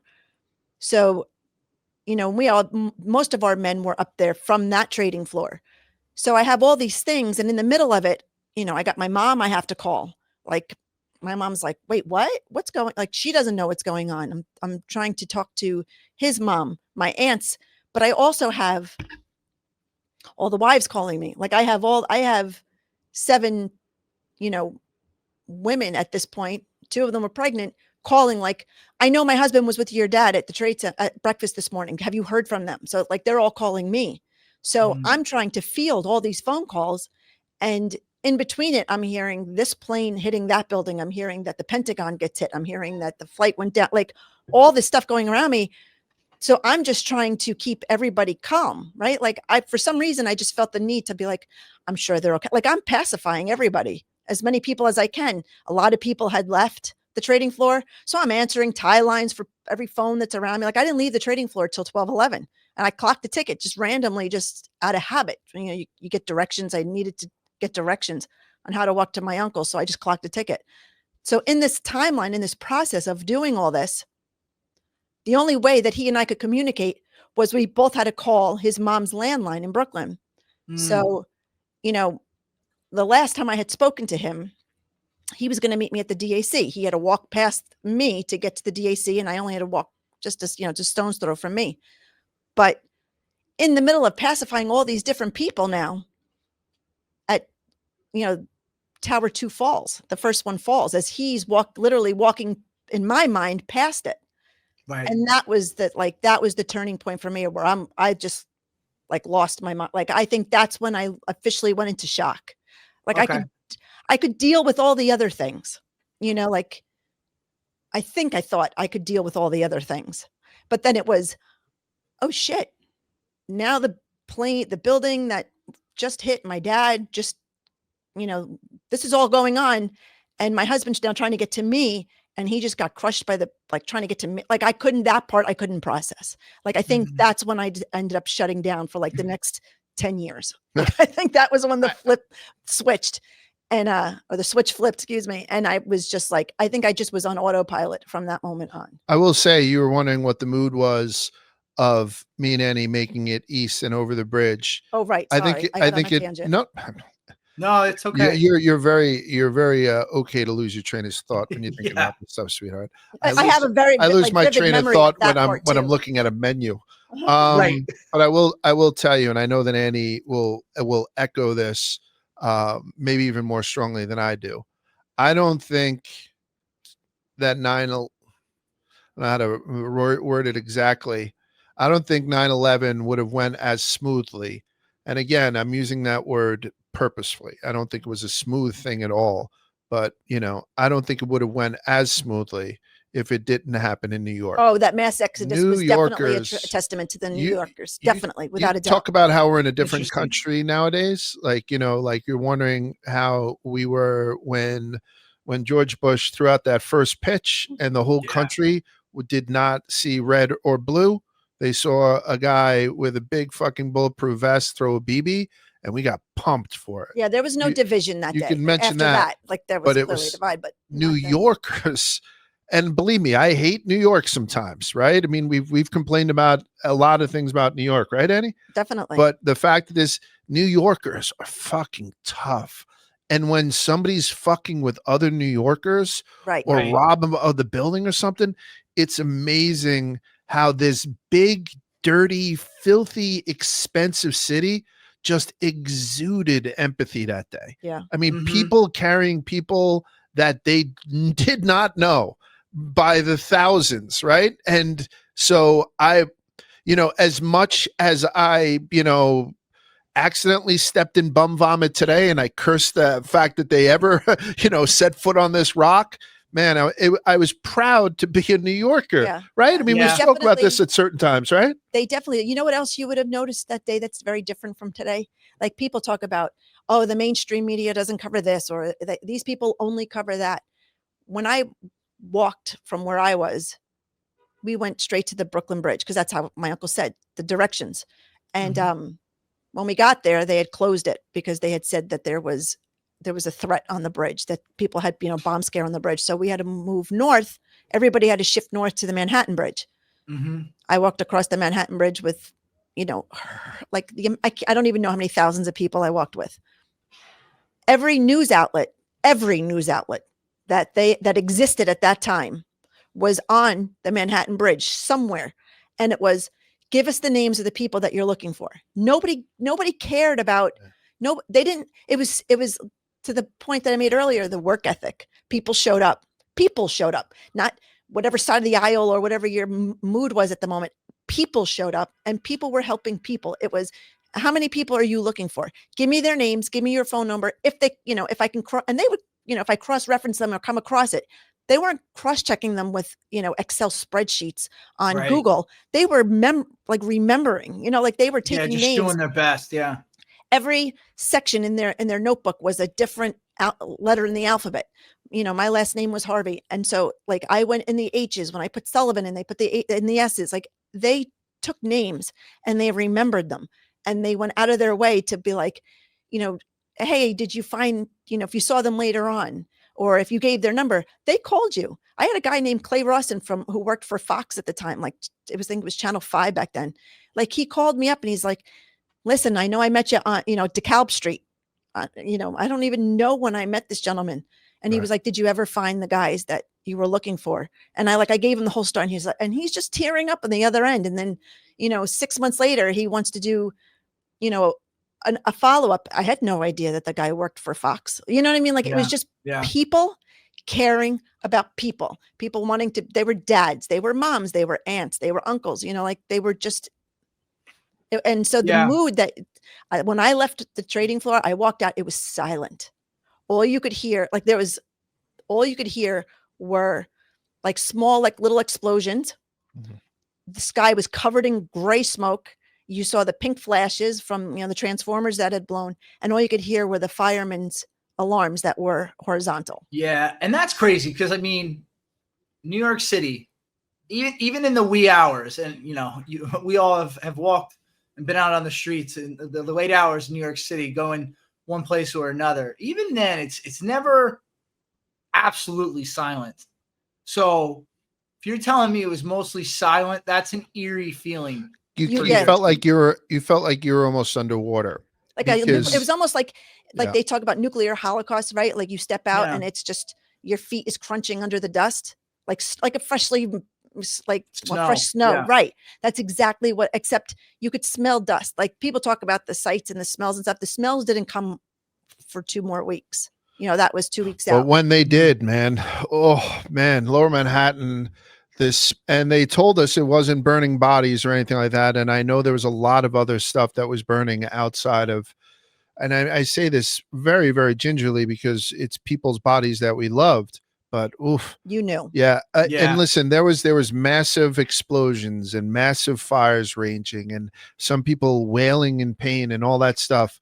But everything outside of that, there was a reverence, a absolute petrified feel to it that people kind of just walked until they can get to some place that was safe, more so than even said, what do you think it was? Or if you did, you were saying it underneath your breath. Right. What the fuck was it? It was very quiet, very respectful. It really was like somebody, it's like it happened inside a gigantic church, not Lower Manhattan. And you make a good point. Like the wind just happened to be blowing like southeast that day. So Brooklyn got fucked, right? Like all that grayness on his mother's front yard. They were like SAT school. We were going, we were going with that, like looking away from that beauty that I was just telling you about, and just going into that in order to get away. Like you would think we'd be like, let's go to northern. We didn't live in northern New Jersey at the time, but like let's try to get up north and walk across the GW. Like it wouldn't have mattered though. So I'm a senior in high school. I get sent home from school that day, and I grew up 25 miles outside of New York City in New Jersey, and I drove to a spot in a neighboring town where you could see into Manhattan, and it was like you could reach out and touch everything that was going on. That's how impactful that explosion and then the towers coming down was. So that's I can't imagine being there. For decades afterwards, I'm not giving up too many personal secrets of Annie and I, but for decades afterwards, if I was going into the city on an anniversary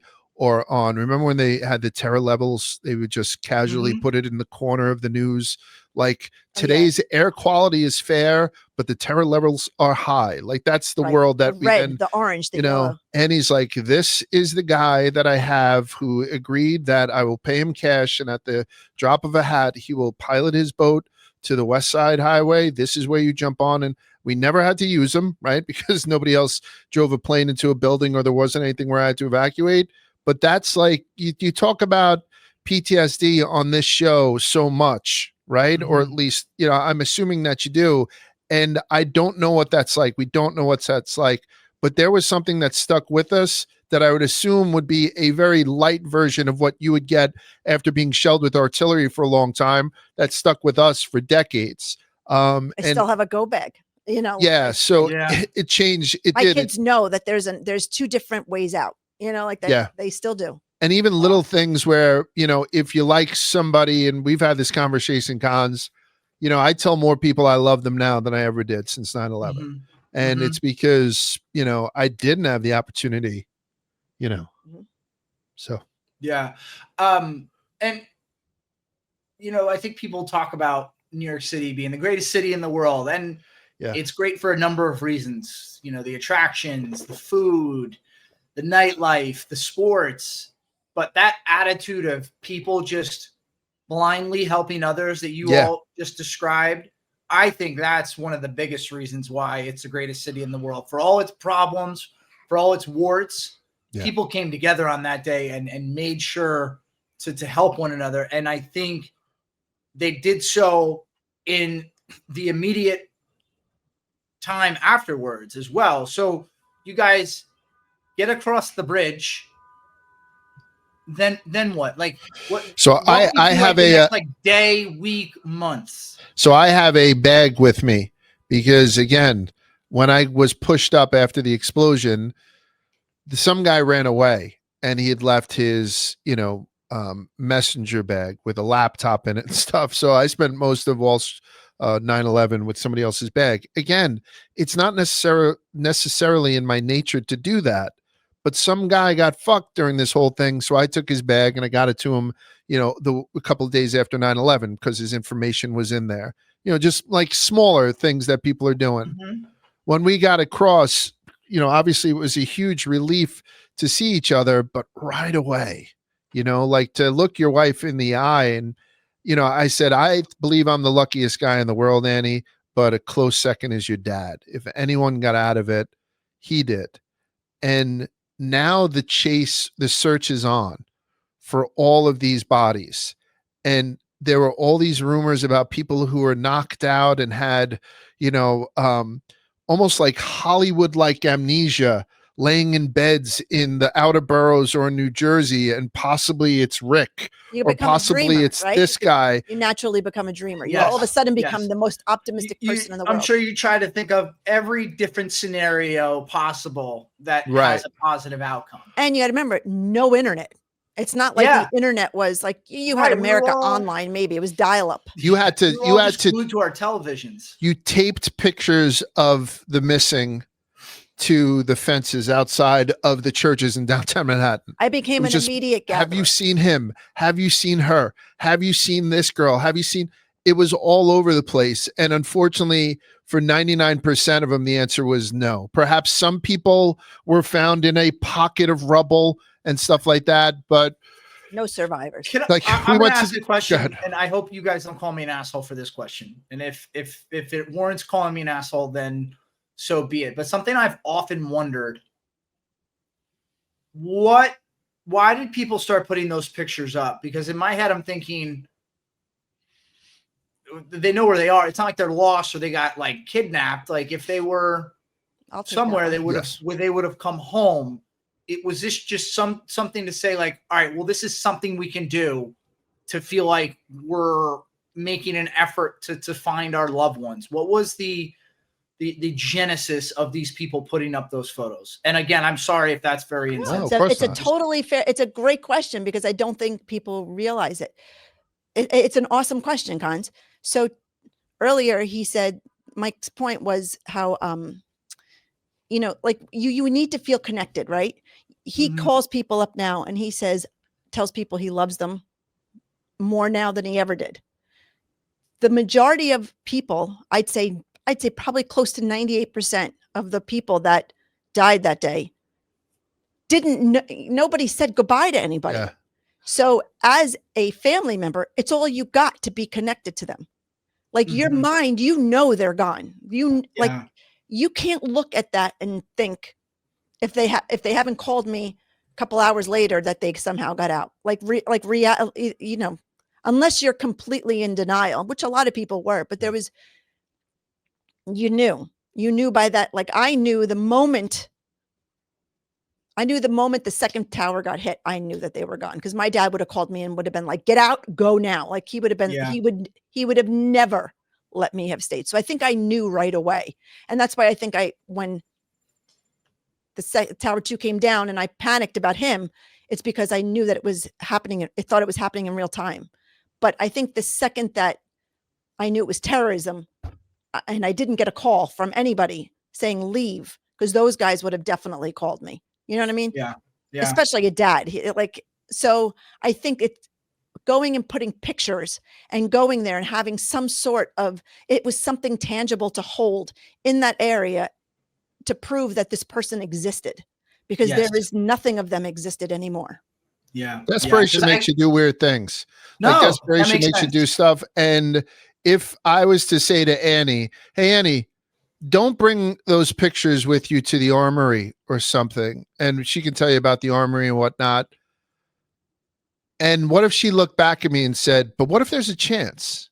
I'd be like, yeah, you're right. Mhm. Let's bring the pictures. You You just know, want to be don't connected. tape your fucking picture of your missing daughter to the thing. It's not going to help, Timmy.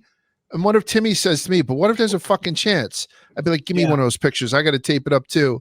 This was a time where there was no hope. And it was also a time where, There was you no know, judgment. thousands of people died.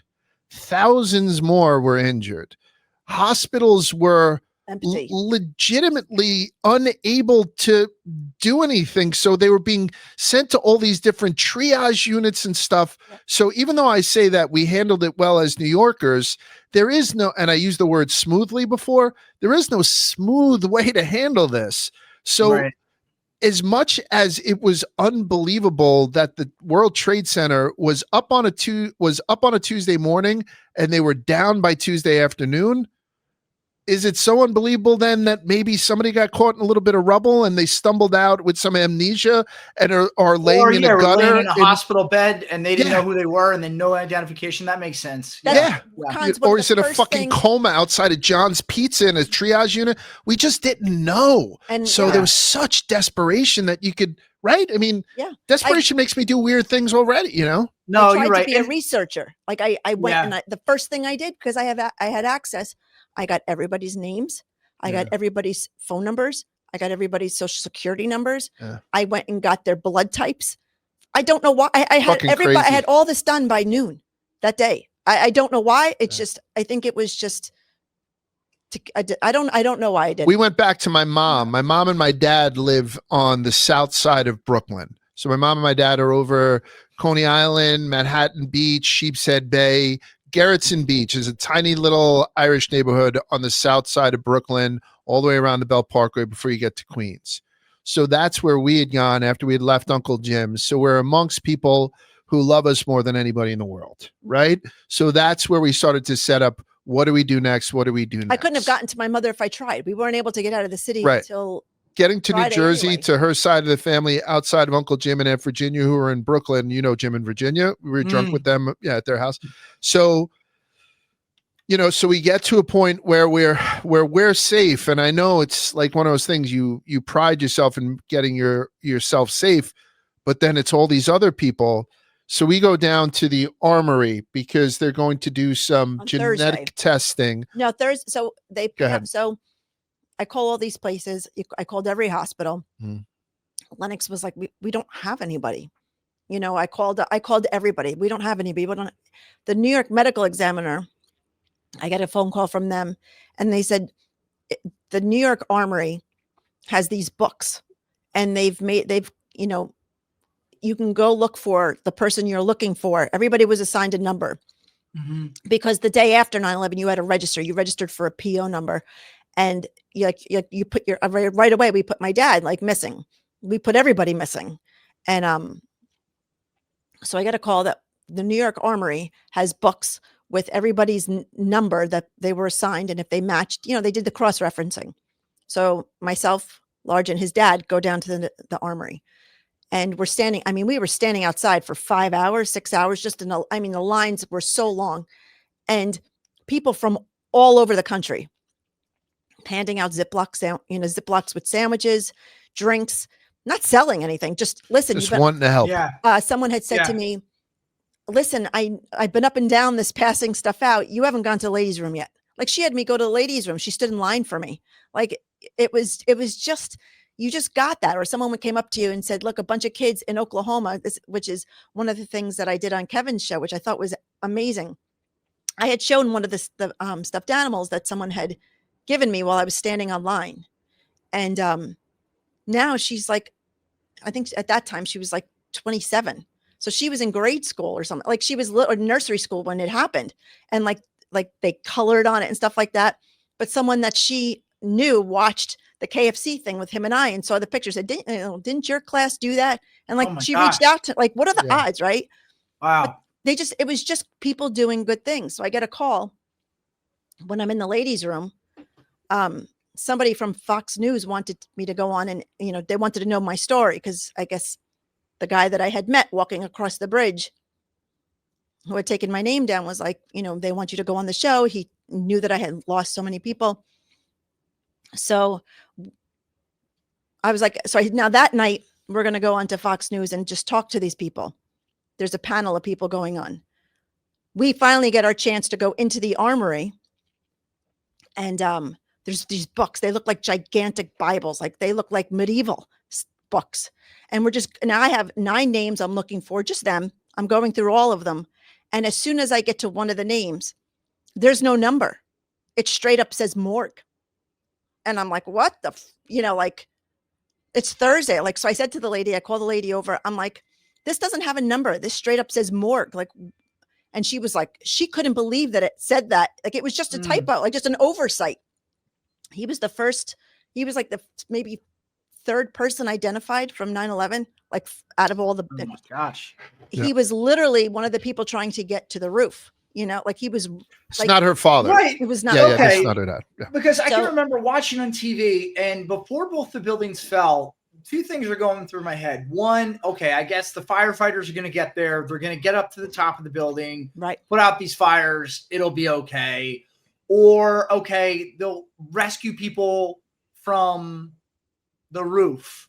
It didn't Choppers. occur to me, maybe because I was 16 or I don't know. I just assumed everything was going to be okay. Because up until that point in my life, That's what you were taught to think. yes, it was like, okay, everything usually works out. So everything that transpired after was just beyond shocking. And So, the doors, but they couldn't get to the roof. Like they were like Right. you see now the footage leaks of people saying, like, well, if we can get close enough, and they're told to keep back. People weren't on the roofs because the roof doors were locked. They Mhm. couldn't get to the roofs. I mean, I just happen to know that firsthand from a couple of scenarios that, you meet from other people in this community and my own experience, but the door was locked. They could not get to the roof of Tower 1. I think the don't know doors about Tower on 2. most skyscrapers, the Oh, doors yeah, to their they're roof are locked. So I Probably. mean, some people are like to assume, well, they could have got up there because they had seen Die Hard. You know what I mean? Like, Right, or something like right, that. yeah. And so, I will tell you that there was just enough hope that was mixed in with the desperation that kept us going for a long time. Until Friday. So we did that. We go on Fox News. So now I showed this woman the morgue. She shuts everything down. They stop Mm. letting people look at the books because now they don't know, if there's other typos. I felt terrible because the people behind me are like, "Oh, great, thanks," but I didn't know what to do. So we leave there. We go over to Fox News. Now I had just, honest to God, 2 weeks earlier, gotten all of my wedding pictures back just because I just didn't. I'm just not one of those. So I got them like the August before 9/11. We're married over a year at this point. But I just grabbed all my wedding pictures because everybody was in them. Like all 9 people are in right. my wedding pictures, right? Like I've known these people my entire life. We go on Fox News. Well, I go on Fox News that night and I'm holding up the pictures of everybody that I lost. I never said that it's Ooh. just these 9 guys. I never Right. said it's this guy standing with my husband who's Right. fine. I just said, these are the guys I lost. So now everybody thinks there's 10 guys because I never said that Large wasn't one of them. Yeah. Yeah, so everybody thought I was dead. So when we That was- started to go through memorials and stuff, I had showed up and people were insanely happy to see me. I was wrote in the wild. blog, there was like, Fat Jesus. I just rose from the ashes and gave people even more help. And people were extremely upset to have found out that I had died. But I will tell you, they never called her. Hey, how you doing after Large had died? And the reason is because everyone had hundreds of people Right. who they kind of knew were dead. But even after that, we were in New Jersey at her dad's house now. We got there Friday. We were able to get out of New York on Friday. And we have all of her family around because, again, her uncle and Sorry. whatnot. Just this is my own curiosity. Go ahead. How did you get from Brooklyn to Jersey? Like just the Friday. logistics of it. Friday. No, Friday but we drove. But how? Like we Oh, drove over Did through they have to La go all the way Verrazano. up? No, we Okay. went over there. They opened the bridges to Jersey, but Okay. the Battery Tunnel and the Brooklyn Bridge were still only like you had to have a pass to go downtown. So like Got you it. could go over Okay. the Brooklyn Bridge, but you had to go up the FDR. You couldn't go Got into it. Manhattan. The Like- Battery Tunnel you Got could only go through if you had, if you were like his dad was an iron worker and he had his Mhm. badge. Like he was able to go in. He was a first responder. So if you were a first responder, you were allowed to go into downtown Manhattan. Yeah, my dad had retired, but he had worked with such heavy machinery or something. He thought that He was one of the only few crane operators. he could help out, so he went down. My dad is twice the man that I am. So we were able. So we threw around the word ground zero, but back then it truly was ground zero. You weren't able to go in without a police escort in and out. And It oftentimes, was smoldering for months. yeah, you had to Mm. go in with people who were in hazmat suits where you Mhm. really weren't. I mean, people wore masks during COVID. Not a lot of people wore masks post 9/11. It's fucking No. crazy. But so we get to Friday, we're at her dad's house with most of her family now. And again, Annie's story, so many people had died on her side. So we're going through what we can do and all this kind of stuff because it's Friday. This But we did happened have on a cell Tuesday. phone. We did have one cell phone. We did. And Yeah. then the guy from Windows on the World, this gentleman named Jules, was a great guy and he was a very good friend of my dad's. And he worked at nights because he was the sommelier of the restaurant. Mhm. He called large, and it just happened to call the same time that my family was at my dad's dining room table, just kind of seeing each other for the first time. So he's like, guys, I have to take this. I'll be right back. So he steps out, and we're all kind of just chit chatting. And he comes back in, and I think he pulled me and my uncle aside, and he was Yeah, like, I knew- gotta make an announcement. And like we're looking at him like, why does he look so pale? And then Like Jules was nice enough because again, when I used to do the Tuesday morning meetings and all the things, I was one of the guys that would, got into it with the food and all Yes. that. So I had a smaller Right. relationship with them, not into the same scope as my father-in-law. So this guy was nice enough to call me. And so I took a room and I took notes that I hadn't looked at since that day. Kevin have 'em. and Jules was like, listen, if there's anyone who's in the know here, it was my restaurant, right? You know what I mean? At the top, anyone who was above the blast died. He's like, just so you know, none of the guys are among the people that were even relatively sure got out. And even if they got to a stairway, the stairway would have ended at a 15-floor gap and at the bottom of that gap was 1,000-degree jet fuel fire or something like that. yeah, like Port Authority had put out an official notification to the people in the building who owned, real estate with it or had some kind of real Mhm. estate within Yeah. those top floors. So, And just like that, just out of courtesy, he called.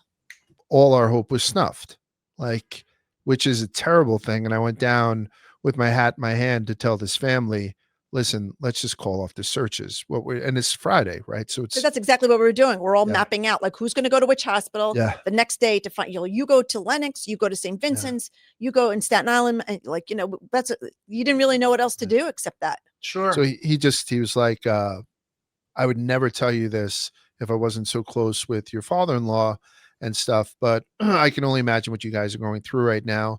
And I'm talking to you. I would not talk directly to your wife or anything because you can process it better than I would be able to with the family. So I did go down and it was a little bit blunt in telling him what I had just heard, but at least that was the first semblance of closure that pivoted our hope from finding these guys to now trying to find something to bury, right? Like then that's when we started getting to that little bit of a morbid jigsaw. Well, where I you think could it find helped. remains and stuff. And at the same time, for me, it shifted my focus. It was no longer, search. What can we get? How can I help Yeah. And now I had to pivot because now I'm getting phone calls. Well, what do we like? I still had all these employees, right? Like I still have, well, what's my, I hate to say this. I know that this happened, but we're coming up on a new Monday and, do we still have jobs? These guys I had another 27 employees who had wives, children. Widows and orphans. No, not even the widows and orphans. I still had employees that had wives and kids that still needed a Right. livelihood. Yeah. They need to Right. know if they're going to have a job, because if not, we totally understand. They just wanted to know, like they still have Yes. obligations and responsibilities. And then the wives I had, I had 6 wives, 6 widows. I had 14 kids that, now orphans. Yeah. I now had 2 on, 3 on the way because some of the wives were pregnant. Like now I'm getting all these phone calls. And then on top of that, my dad didn't have any partners. Like the name of the company was still the same, but he had the partners dissolved their partnership in 1997.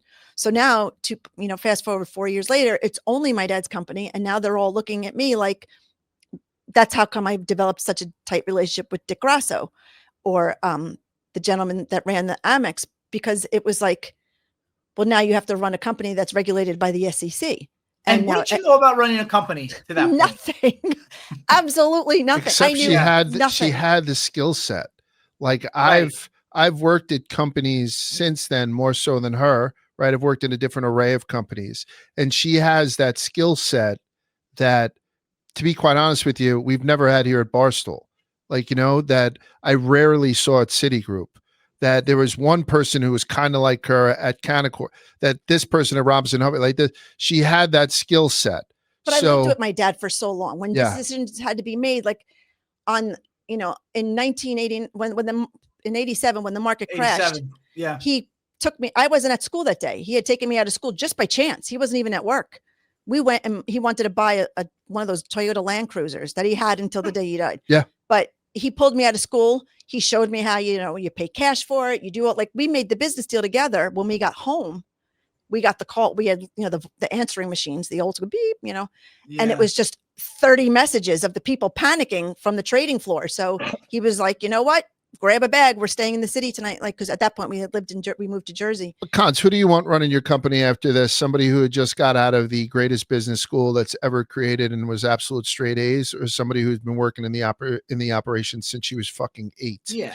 Like, you know what I mean? 1000%. Like, so Yeah. I will say that the skill set was something that she had learned and something that she did it that made her perfect in this. And another thing about Annie is, and it kills so many other business people, she's not afraid to ask for help. So having someone like Grasso, having John Mulhern, like having John, Shotgun John went after Ivan Boesky with a fucking shotgun. So if you read all that stuff, you'll hear about the crazy stories about him. I can tell you, I had taken a leave of absence to help out, because I knew the operation as well. And when I say help out, I mean to basically be her assistant as she's navigating through this. And we went to a couple really of people. Quickly, can we just also, not to age you guys, but I think it's important for context. How old are you both at this point? I'm 28. Yeah. I was 28. I had just turned 28. Yeah, and I'm 30. Yeah, I'm 30. Yeah. So 29. I Not walk like into you Dick were, like- Grasso's office. He's like, you're officially the CEO. yeah. Your title is president. You're this, you're that. Like he put me on a, he's like, you need to take the Series 25. You need to take the test to become a licensed Broker test. You have to, the Series 7 or Series 6, whatever it was. Like you have to take all these tests. You have to. So now I'm like, what? Okay. If that's what I got to do, that's what I got to do, because now I have. This is the same week she got swabbed on the inside of her cheek. Her mom got swabbed on the inside of her mom's cheek. They took the DNA from her mom and they wiped it out of her DNA, and they were left with her dad's. And that's what they went looking for bones with. So on top of trying to get her series, whatever, like it was 7 and 63 for the upstairs trader. It was a little bit different downstairs. It was, there was a lot on her plate at that time. And that's why when I say we didn't speak to anybody outside, that's when we tried the little counseling thing. Like I was trying my hardest to keep her head out of the oven, right? Like for her doing something, maybe, and then she was trying her hardest to find, the body of her dad and some of her relatives and friends, and also keep a fucking company afloat. Yeah. That's where our story is a little bit different. Do you know what I mean? Like there's a little bit of a nuance there.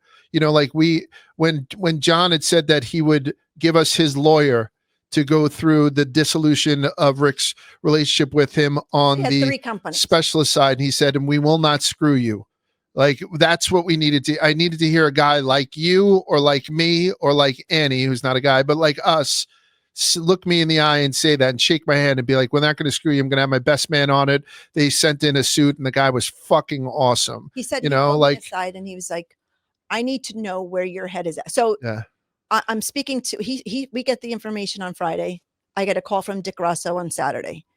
And we all go in to the American Stock Exchange to have this meeting, like all everybody, like it wasn't just me. It was all now the CEOs of companies coming in to have this meeting. So we go in because there's a lot of not chauvinism. I really didn't deal with that because I mean, I dealt with it, but I dealt with it when I was 17 and I learned how to give the, two middle fingers to everybody. People. Yeah. But I didn't want to miss anything. Because now it's not about me. I don't have kids. It's just, I could just walk away and be, me. Was there any part of either of you that looked at each other when you're going through all of this chaos, all of this sadness, the worst time in your life, that did either of you look at one another and say, what if we just say, F it, screw all of this. We are changing our names, going to move to the Florida Keys and just leave all of this behind. I did the following anniversary. And so the first, they opened trading. They wanted to open trading that Monday and they needed certain things in place. So with that, we go through the motion that everybody shows up for work that has to show up for work to make us go. We call a meeting and we sit down with all the employees that we have left. And, we called all the customers. He knew a lot. Thank God, Large worked down there he started in 93 for my dad and he left in 97. So he was extremely familiar with my dad's company, the way it went, the way it ran, all of our customers, because we had nothing tangible to sell. It was all relationships. And it was people that my dad had done business with, for 30 years. And the majority of them were at our wedding. Like we knew all these people. So they gave us a lot of good faith business. And in my mind, if they're giving me good faith business, I had to do right by the gentlemen that we lost and their wives. So it was important to me, just me individually, and I didn't have to run it by anybody, to pay the widows their salaries of their husbands through the end of the year or for as long as I could. Yeah. It was also important for me to give the bonuses because my dad had set them up in August. He was a firm believer in do it when you can, not when you have to. So we set him up in August. So he had that money aside. So I didn't tell them about that. So I waited until right before Christmas. Then after December 31st, when their bonuses and salaries were done, now they were no longer eligible to be on our insurance because insurance companies don't give a shit. There's no emotion there. They don't want to give any good faith. So it was important to me to pay for at least 18 months. We got 36 months of COBRA. He and I, with a couple of the brokers that we had left, presented it to our customers. And we were like, this is what we want to do for the wives. Can't do it without your good faith business. Like you have to trust that we'll pull ourselves up and we'll do it. Yeah. And we did it. And I guess that Monday, September 17th, the stock market opened. We rallied. Everybody from the Amex came over and worked on the New York because the Amex was so badly burnt. And then Wednesday, John Mulhern, one of his partners, my dad only had one partner, it was this guy. He calls me and him up. He's like, what is it that you think you need most? And I was like, an adult. Like I need somebody to tell me what to do because the people that, and like a couple of my dad's, like his best friend, who was one of the 9, he didn't work for us. He just happened to be on the 93rd floor, him and another gentleman that we lost. They worked on the 93rd floor. They didn't work for us. So my dad's best friend was now gone, so the people that I would have gone to, I couldn't. And he was my dad's only surviving partner. And I didn't know him. I had met him once or twice briefly. And he ended up being extremely instrumental in my life for he was only alive for a couple of months after that. But thank God for him. He told me who to look out for, what to look for. Thank God for him. That was Wednesday. I came out on my seat. I did everything he told me to do. I took my tests. I took my classes. I did everything. I came out on my seat January 3rd, 2002. I was the 80th woman to sign the book to become a female member of the trading floor. And I stayed there until 2008. Yeah. Which is very impressive. I'd mentioned this story with Eddie too. The gentleman who had Rick's badge number on the Amex because the Amex and the New York Stock Exchange are two Yeah. separate exchanges. Like I had said, your badge number is what you were known as. Some people didn't know Right. your name, but they knew 677 or something. And you always had identified yourself during trades with it and whatnot. It's all different nowadays, but back then badges were a big deal. So the person who had the same badge as your dad on the New York Stock Exchange had offered it up. Yeah, he gave me my So- dad's badge number. So So she was 663 able became to mine. represent her pop on the New York Stock. Oh, And again, wow. like no reason to do that. Like Nope. my Right. like my wife, thousands upon thousands of people signed the book to become members of the New York Stock Exchange. And some of them are familiar, like Alexander Hamilton, that hack. But there were only 80 women that signed Mhm. it. And the 80th was her. So they could have given her any number. Maybe the one you turn it upside down, it spells boobs. That would have been wild. Right? Remember that You thing would on the, have loved that. on the Yeah. calculator? sure, yeah. I would have picked that one. Absolutely. But this guy came through, and it's just, I don't know. It's one of those things where you look back on it now, and as much as I've suppressed and thrown away the anger and the fear and all that kind of stuff, a lot of the human interest stuff that had happened to us was extraordinary, like John and whatnot.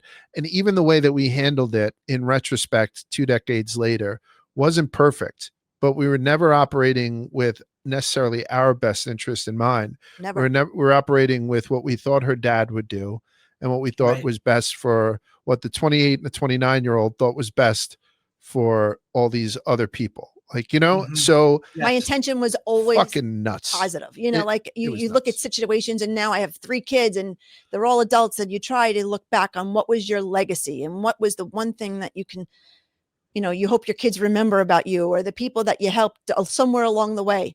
And I think for me, it is that I hope everybody knows that my intentions were always in the right place. It's like, Yeah. what did I know? I did as much as I could with the knowledge that I had, but my intentions were always. And everybody was Yeah. going through their own thing too. Like, so I will tell you, I had mentioned kind of flippantly earlier about only people from the floor who had died had worked for Harvey Young and Yerman for the most part. Well, When only they- employees on either the New York Stock Exchange and or the American Exchange. We were the only company who had directly lost employees from the actual attack. Like, Right. So the Mhm. semantics of it were the 2 stock exchanges, the people who died from there in general were the people that we're speaking about now. So when they decide to have a memorial for them, because there were no bodies, they have it in St. Patrick's Cathedral, which is, for people who've never been to New York, it's a big cathedral and it's big and it's My dad was- It's a beautiful. big deal. he was Yeah. friendly with Cardinal Dolan. Like my dad was Yeah. very, Wow. he was very, he was they were young at the time, right? Like they kept come up the ranks together, but my dad always kept his faith was very strong for him. It was something he kept very private. He didn't go out, and try to convert people, or that he kept his faith very, very close to the vest. And Annie was the only person that delivered the eulogy that day, where she eulogized all 9 people.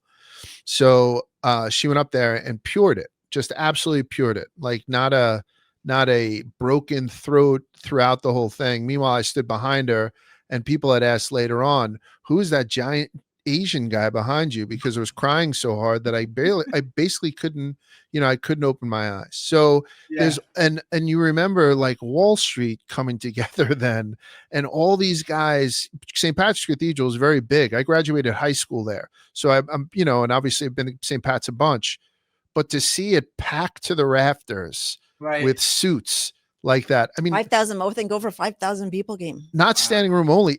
Everybody was standing there and pushed outside, like the whole deal. And then she gets up there and does that. Ugh, Yeah. it was fucking. It was. And I wrote it. It was. Shockingly enough, he let me crazy. write the whole thing by myself. Yeah, I was like, it's got to be very personal, and because I'm the arguably the better writer out of the 2, she's arguably better at everything else. So please don't give me shit.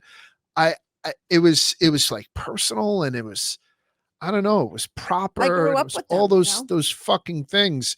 And Do you have that written or you have it saved somewhere? That Annie has a box full of I- stuff. I did it on our old computer. Yeah. I might have it. I have the VCR Yeah. tape of it. I will tell you what, oh, we there you never. go. She says that we didn't pick up our wedding pictures until a year after our wedding. Yeah. We've never seen our wedding video.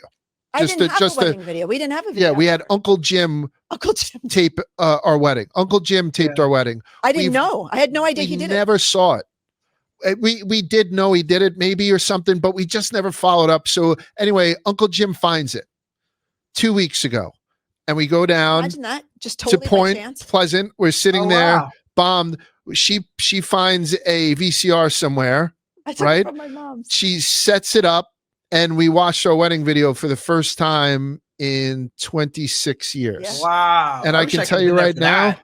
it was We'll be there plenty of times for that. We're gonna. I Yeah. can't. It's I need to crazy. see that. He's got a thick head of hair. It's crazy. Yeah, But I've I seen the think pictures. if The hair you was see gorgeous. if you're Thank you. 26 years into a marriage and you see your wedding video, you're inevitably going to see people who are no longer with you. And it's Sure. typically your grandfather. You know, it would be Big Al. It would be somebody that, you know, Your all dad these was people, Awesome. and it would I make loved your sense. dad. Khan's dad was one of them. Oh, I loved him. Yeah, world's worst without him. So like those are the type of people that you would see, and it's kind of quantifiable. Mm-hmm. There were so many fucking dead people Young at our people. wedding. They were Like so I was young. like, Jesus Christ, these people who are kind of all our age and stuff. Like, you know, Nana's no longer with us. You know, Yeah. all this stuff that makes sense. And then on top of it, it's these fucking, you know, these innocent victims, right? And so Yes. you're like, turn it off, but you don't turn it off, right? Like, because that's, you know, I don't know, like one guy gets me all the time.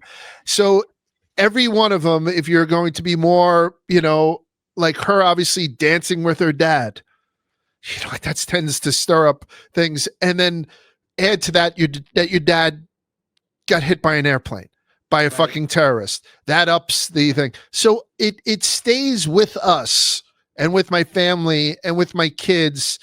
And now through podcasts like this and us doing it on Twist and us doing with Kevin and the stupid blog, I think it does go further. So when you say to us, would you mind sitting down and talking on the podcast about it? I didn't even have to ask Annie.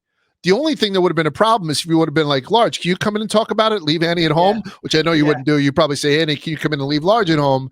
But because I don't know, no matter how fucking terrible it was, and it was the worst thing that ever happened to us, it's a big reason why we are how we are, right? Like Yeah. you can Everybody's tell got me, something, you can tell me, unfortunately. Cons, that I get fired tomorrow. I can get fired tomorrow, or Annie could fucking, I don't know, lose a finger in a smelting accident, Why can't I nobody- just get fired tomorrow? but nobody got hit by a fucking plane. There's nothing we can't get Right. through. There's nothing we Yeah. can't I say fucking that get to the through. kids whenever Yeah. Yeah, it something makes you major invincible happens. almost. Nobody's dead. Nobody's dead. Listen. no- Yeah, nobody's dead. Yeah, that's what we say all the time. Yeah. Nobody's dead. You know, it's a horrible way to gain that perspective. Yeah. But now that awful. you have that perspective, I think it allows you to enjoy so many things in life more so than any other Yeah. Tom, Dick, or Harry. But walking also down the like street. even simply walking the dogs the other day, you know, we talk about some of the fun shit because her dad liked to have fun. I Yeah. get the feeling that the last check her dad wrote probably would have bounced if he lived to 100. He Yeah. made his money. He spent his money. He had a lot of fun, liked to own things and like to do things and have experiences. Do you know how great of a person that is if that was your grandfather? Right. You know how Mick and his like wildness, you know, Finn with his like blue collar, you know how Bridget being a princess, you know how those kids would have been with this guy, with Rick. I mean, I felt like I got that part. So, you know, to think that it You were his doesn't, big dope. yeah, I was, so that's what he called me. And where's the big dope? Like that was it. No one's called me a big dope I would since then, bring him honestly. up, like when I would come over, my dad would say hello to me, but then he wanted to know where the big dope was because it was like a play Oh, date. that's so Yeah. cute. He's so excited, like his I love buddy's that. over. Yeah. So, and I think it does, you know, keep it going because we didn't start a scholarship fund or a yearly golf I didn't have tournament or time. anything like I that. never even gave it a 'Cause we're thought. running a fucking company, right. and we don't have a tremendous amount of regrets about that. And although I do like going to memorial golf outings and you know contributing to scholarship funds and all that stuff, but like we make it a point through shit like this Yeah. that we I- kind of honest to keep God, them like, around, I right? don't keep in like, and the thing is weird is that after 9/11, like the initial memorial, I had no interaction with the exception of one family. Like everybody else went into, like, we were like, me and the 9 guys were so incredibly close, so close. One of them was my dad's brother-in-law, married to his sister. I worked down there for so long. I had built, these guys were like maybe 10 years older than me. So they started at 18. So I essentially went from being a child to an adolescent to a teenager to, a 20-year-old to married. I was with these guys for everything. Mhm. And then after September 26th, when we had the memorial, I never saw any of their families again, with the exception of one. It was like, like everybody just, and not for anything negative, just life happens. Life happens. You go on. Like, one had babies, one other one had Sure. a baby. Like, they went on to their own lives and thrived in their own way. Thank God. Right. And thankfully, everybody has moved on beautifully. Like, their legacy of the gentlemen that have died carries on with their kids. And, one gentleman's son married my cousin's daughter, like, it's, the legacy goes on. And I think when I think of all these guys, I think, oh my gosh, I know so much about them that if they were here, they'd be so happy to see the way their kids all grew up. Mhm. Like, even though I don't interact with them daily, like everybody went their own way, I still, keep tabs to see who's doing what. And I have no regrets about how I handled anything, but I do think they would love to see, right? Oh yeah. Like, the legacy that they Yeah, created yeah. has gone on in so many different directions. You see, It's man, nice. like, it didn't you're happen in vain. yeah, you're Yeah. Gonna, you're gonna see it too. I mean, and I don't mean to bring up that sore subject, but you're gonna see it with your children and how Al's gonna show up in them. I will.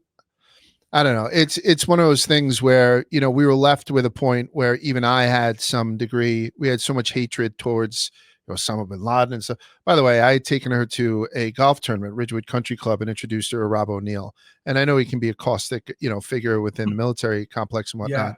But that was huge for me. Like, I couldn't have introduced her to Bon Jovi and gotten that type of stuff. Yeah. Like, it changed our lives on what became important and what didn't become important to us, and Right. what became celebrity and what wasn't a celebrity for us. You know what I mean? And Well, to so have somebody at an event like that take you aside for 15 minutes and look you in the eye and say, whatever questions you have, you ask. yeah, And whatever answers I have, I will tell you. because there's really nothing else other people can do except for condolences and T's and P's, right? So Right. It's just a level of closure that I didn't know. I like finding out, like, one of his friends in the military had called when it had happened, and he knew that it was late. He knew that we had toddlers. Like, so he knew we weren't watching the news. So he called, he's like, turn on the TV. So when bin Laden had been, when Right. they got him, it was such a, like, I didn't expect that release of, like, I just didn't know. I didn't know that was something that I would get, like Right. that feeling of, like, like that overwhelming release of just, wow, I didn't know that his existence on this earth was still so oppressive to me. Like, I just didn't, I had to think about him. I just Yeah. thought about my kids and my life and my family. But so him being gone was tremendous. So having the opportunity to meet Rob, for me, I didn't expect to be such another one of those, like, just having somebody to talk to about it that was so close to it, like I was, that had the inside not. It was just very, very nice of him Mick to was do the it. youngest kid to read the names at the memorial. Yeah, I think Mick might still be the youngest kid to have done it. he was. He got 9. some fucking whoppers. Like, it wasn't just Rick Harvey. It was Apu Nahasapima Pidalon. Rick And he Harvey, got, you know he what I got mean? Stephen Siller, Yeah. the Fucking cutest killed it. boy. Yeah. Wow. Even Siller was one of Totally the by kids. chance. He just, Yeah. but Wow. Mick was such Yeah. a huge Stephen Yeah. Curry fan. He's like Yeah. Stephen Siller. Yeah. And then, like, even, whatever Giuliani has turned into since then. And I know he's another caustic Awesome. individual. No, he is not. Sure. Like, for us, you know what I mean? Like, it's crazy. Dick Grasso, people have opinions about Dick Grasso. People have opinions about John Moran, rest his soul, everything like that. But we have firsthand accounts on why we have opinions on certain people, and the rest of the world can go fuck themselves, to be Yeah, quite honest with you, yeah. right? What else do you need? And I respect that. I respect that. And Thank you know, we can we can wrap things up here. I just want to ask one last question, and Of I'd course. love to hear from both of you on this. And Large, I'm going to make you go first. Sure. At the top, I said how 24 years, that's a lifetime. A lot has transpired in that 24 years, specifically in your lives. You know, as I mentioned, now you have 3 children that you didn't have 24 years ago, and you've moved, you've changed jobs. Your lives have changed completely in that 24 years. And we said how the motto right after was never forget. So 24 years later, if you could tell everybody what is the one thing you want people to never forget about 9/11, what is it that you would convey to others?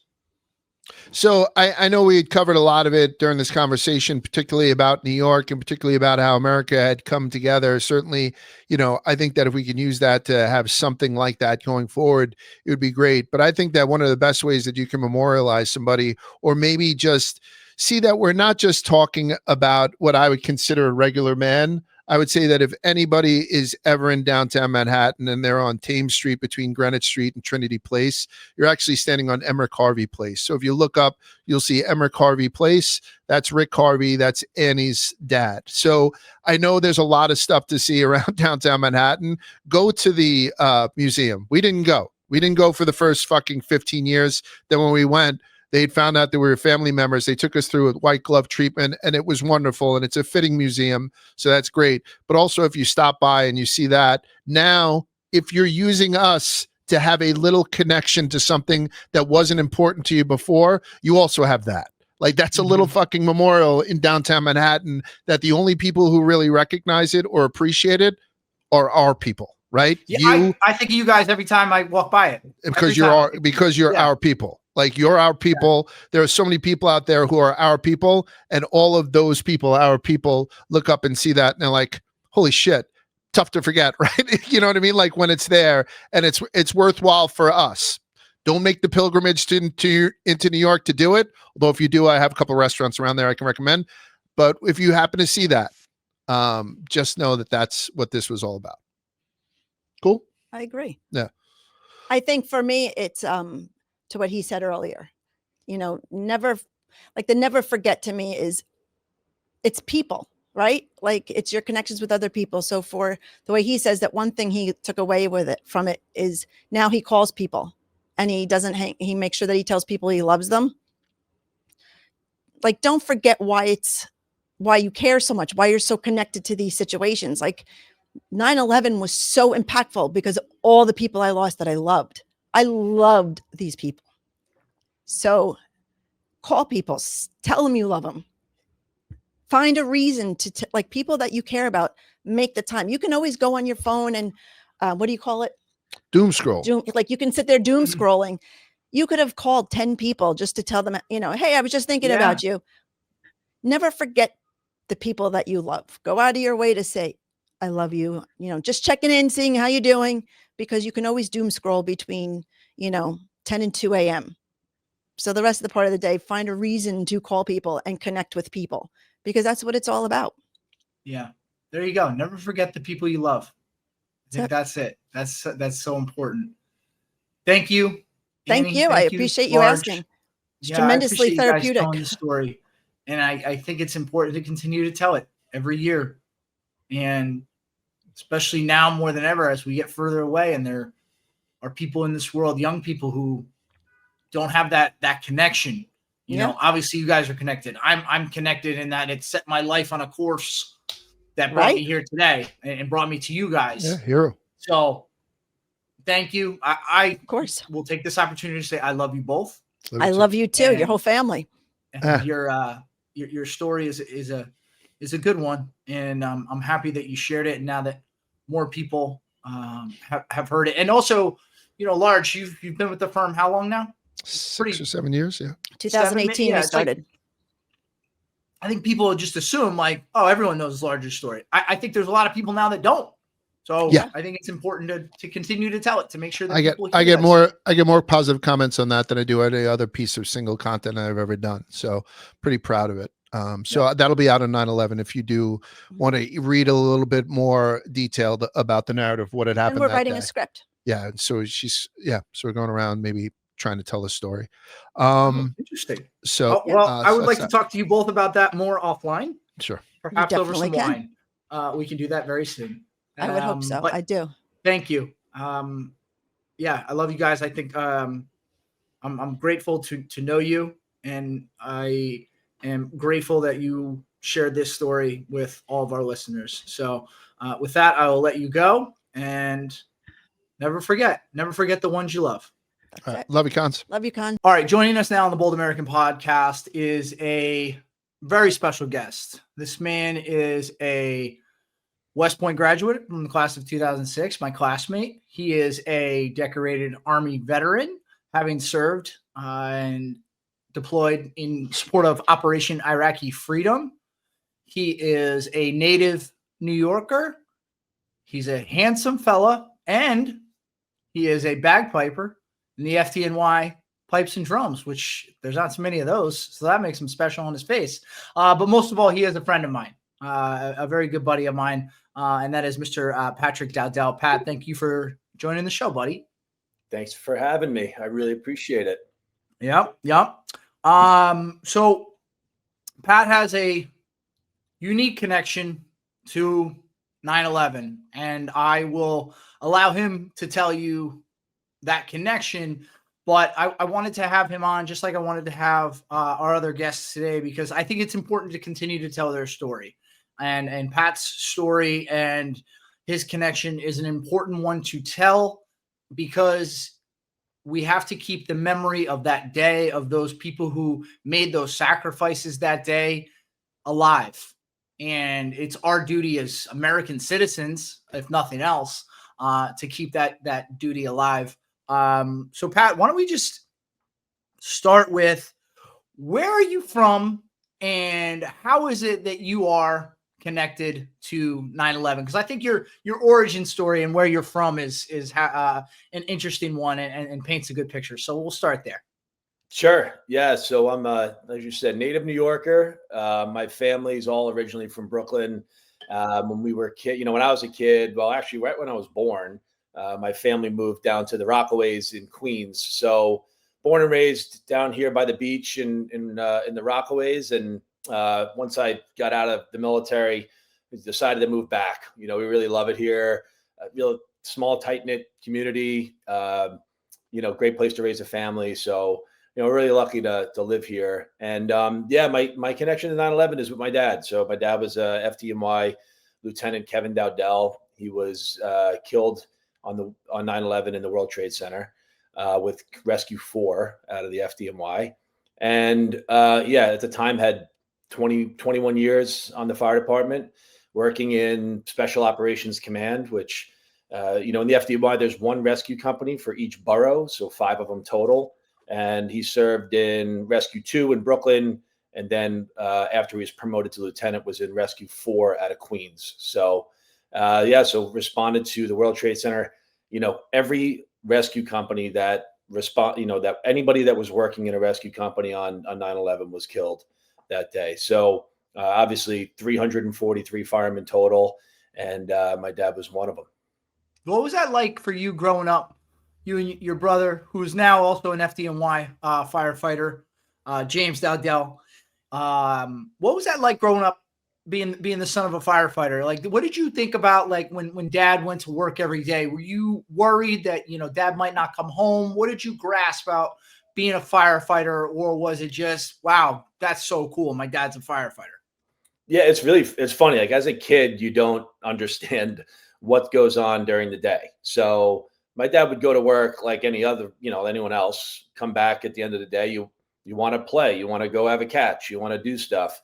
And, when you really go back and realize some of the stuff that was happening during the day, or over that night tour, when you get home in the morning and try to come home and kind of just go right into dad mode and husband mode, and not to bring that work home with you. I think that's a really tough thing for a lot of guys. And he did it completely seamlessly. So, as a kid, you're like, firemen, that seems cool. Cops, like all that stuff. We were always wanted to go to the firehouse, wanted to ride on the truck. Like it all just seemed very cool because of what what you kind of imagine it to be.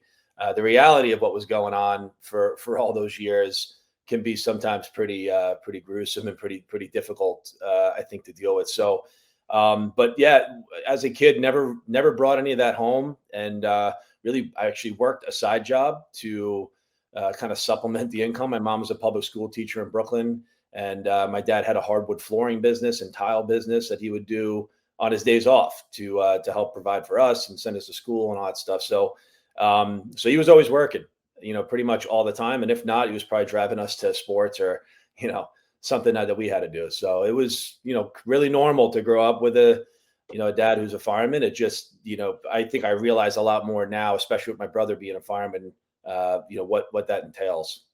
Mm-hmm. And specifically with his role, not traditional, engine company. What was that like for him? Now that you understand that sort of unit, what is a day in the life of that unit compared to a traditional firefighter?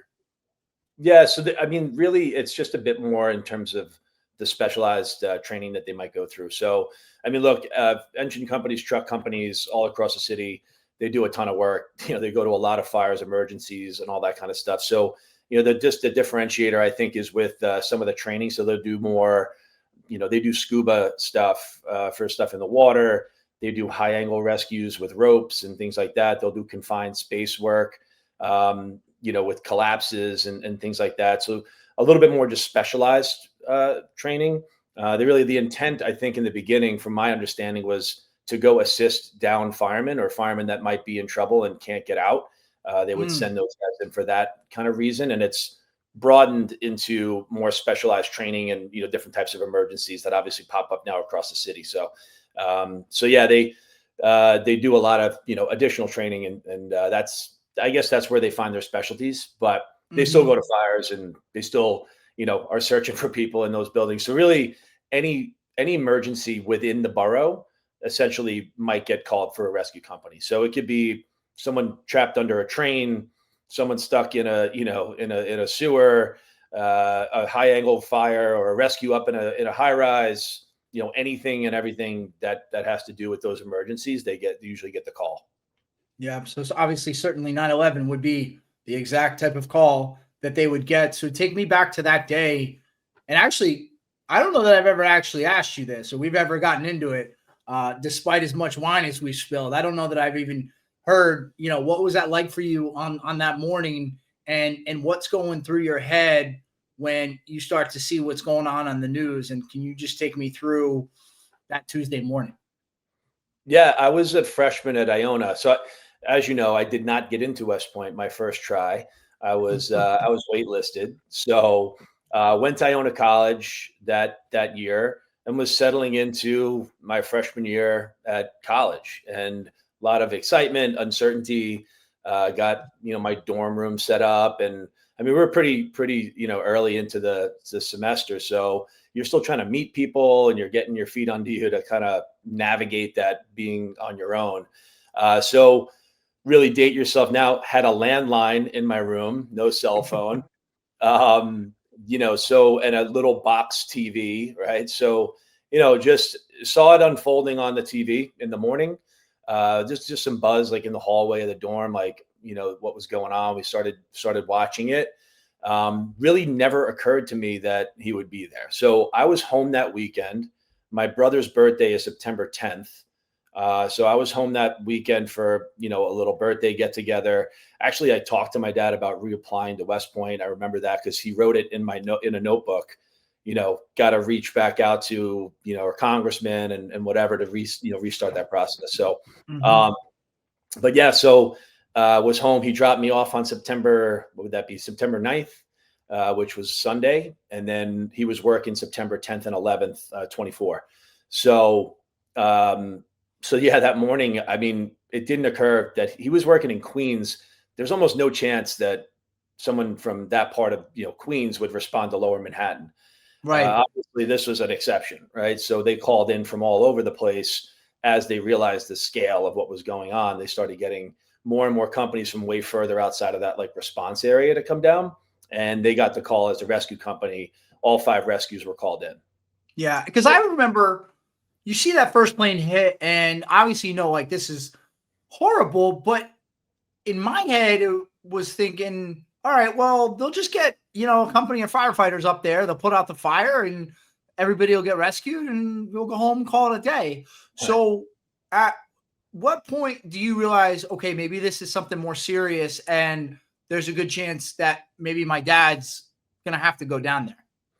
Yeah, well, you see the second plane, that's when a lot of people started lights going off of like, this is not an accident. Mhm. But we didn't even, I mean, I hadn't even heard about the Pentagon in like Shanksville, Pennsylvania. That started coming out later. These things are all kind of unfolding. There's so much chaos. And I mean, in the meantime, you're a freshman in college. I had to go to class. I remember coming back. I mean, it didn't really sink in. There was a kid on my floor who his brother worked in the World Trade Center and he was freaking out. So we were like comforting him, like, I'm sure it's okay. It's going to be all right. So it didn't occur to me till way later in the day when I called home, and I called my mom and just said, "Hey, what's going on?" And she's like, "We're waiting to hear," because I knew someone from his firehouse was going to be had probably gone down there. I didn't realize it would be him, or I just figured all these other guys that we know. I mean, there's so many guys that are dads of my friends who are firemen that. My concern was, man, who do I know that might be down there? Which one of my buddies might have their dad there? And then my mom told me, like, dad was working. We haven't heard from him yet. I called the firehouse. Like they said that, there's just really a lot of uncertainty. They don't know what's going on yet. Like they'll let us know as soon as they hear something. So I think it was, it was like 2 days later by the time I got back, home.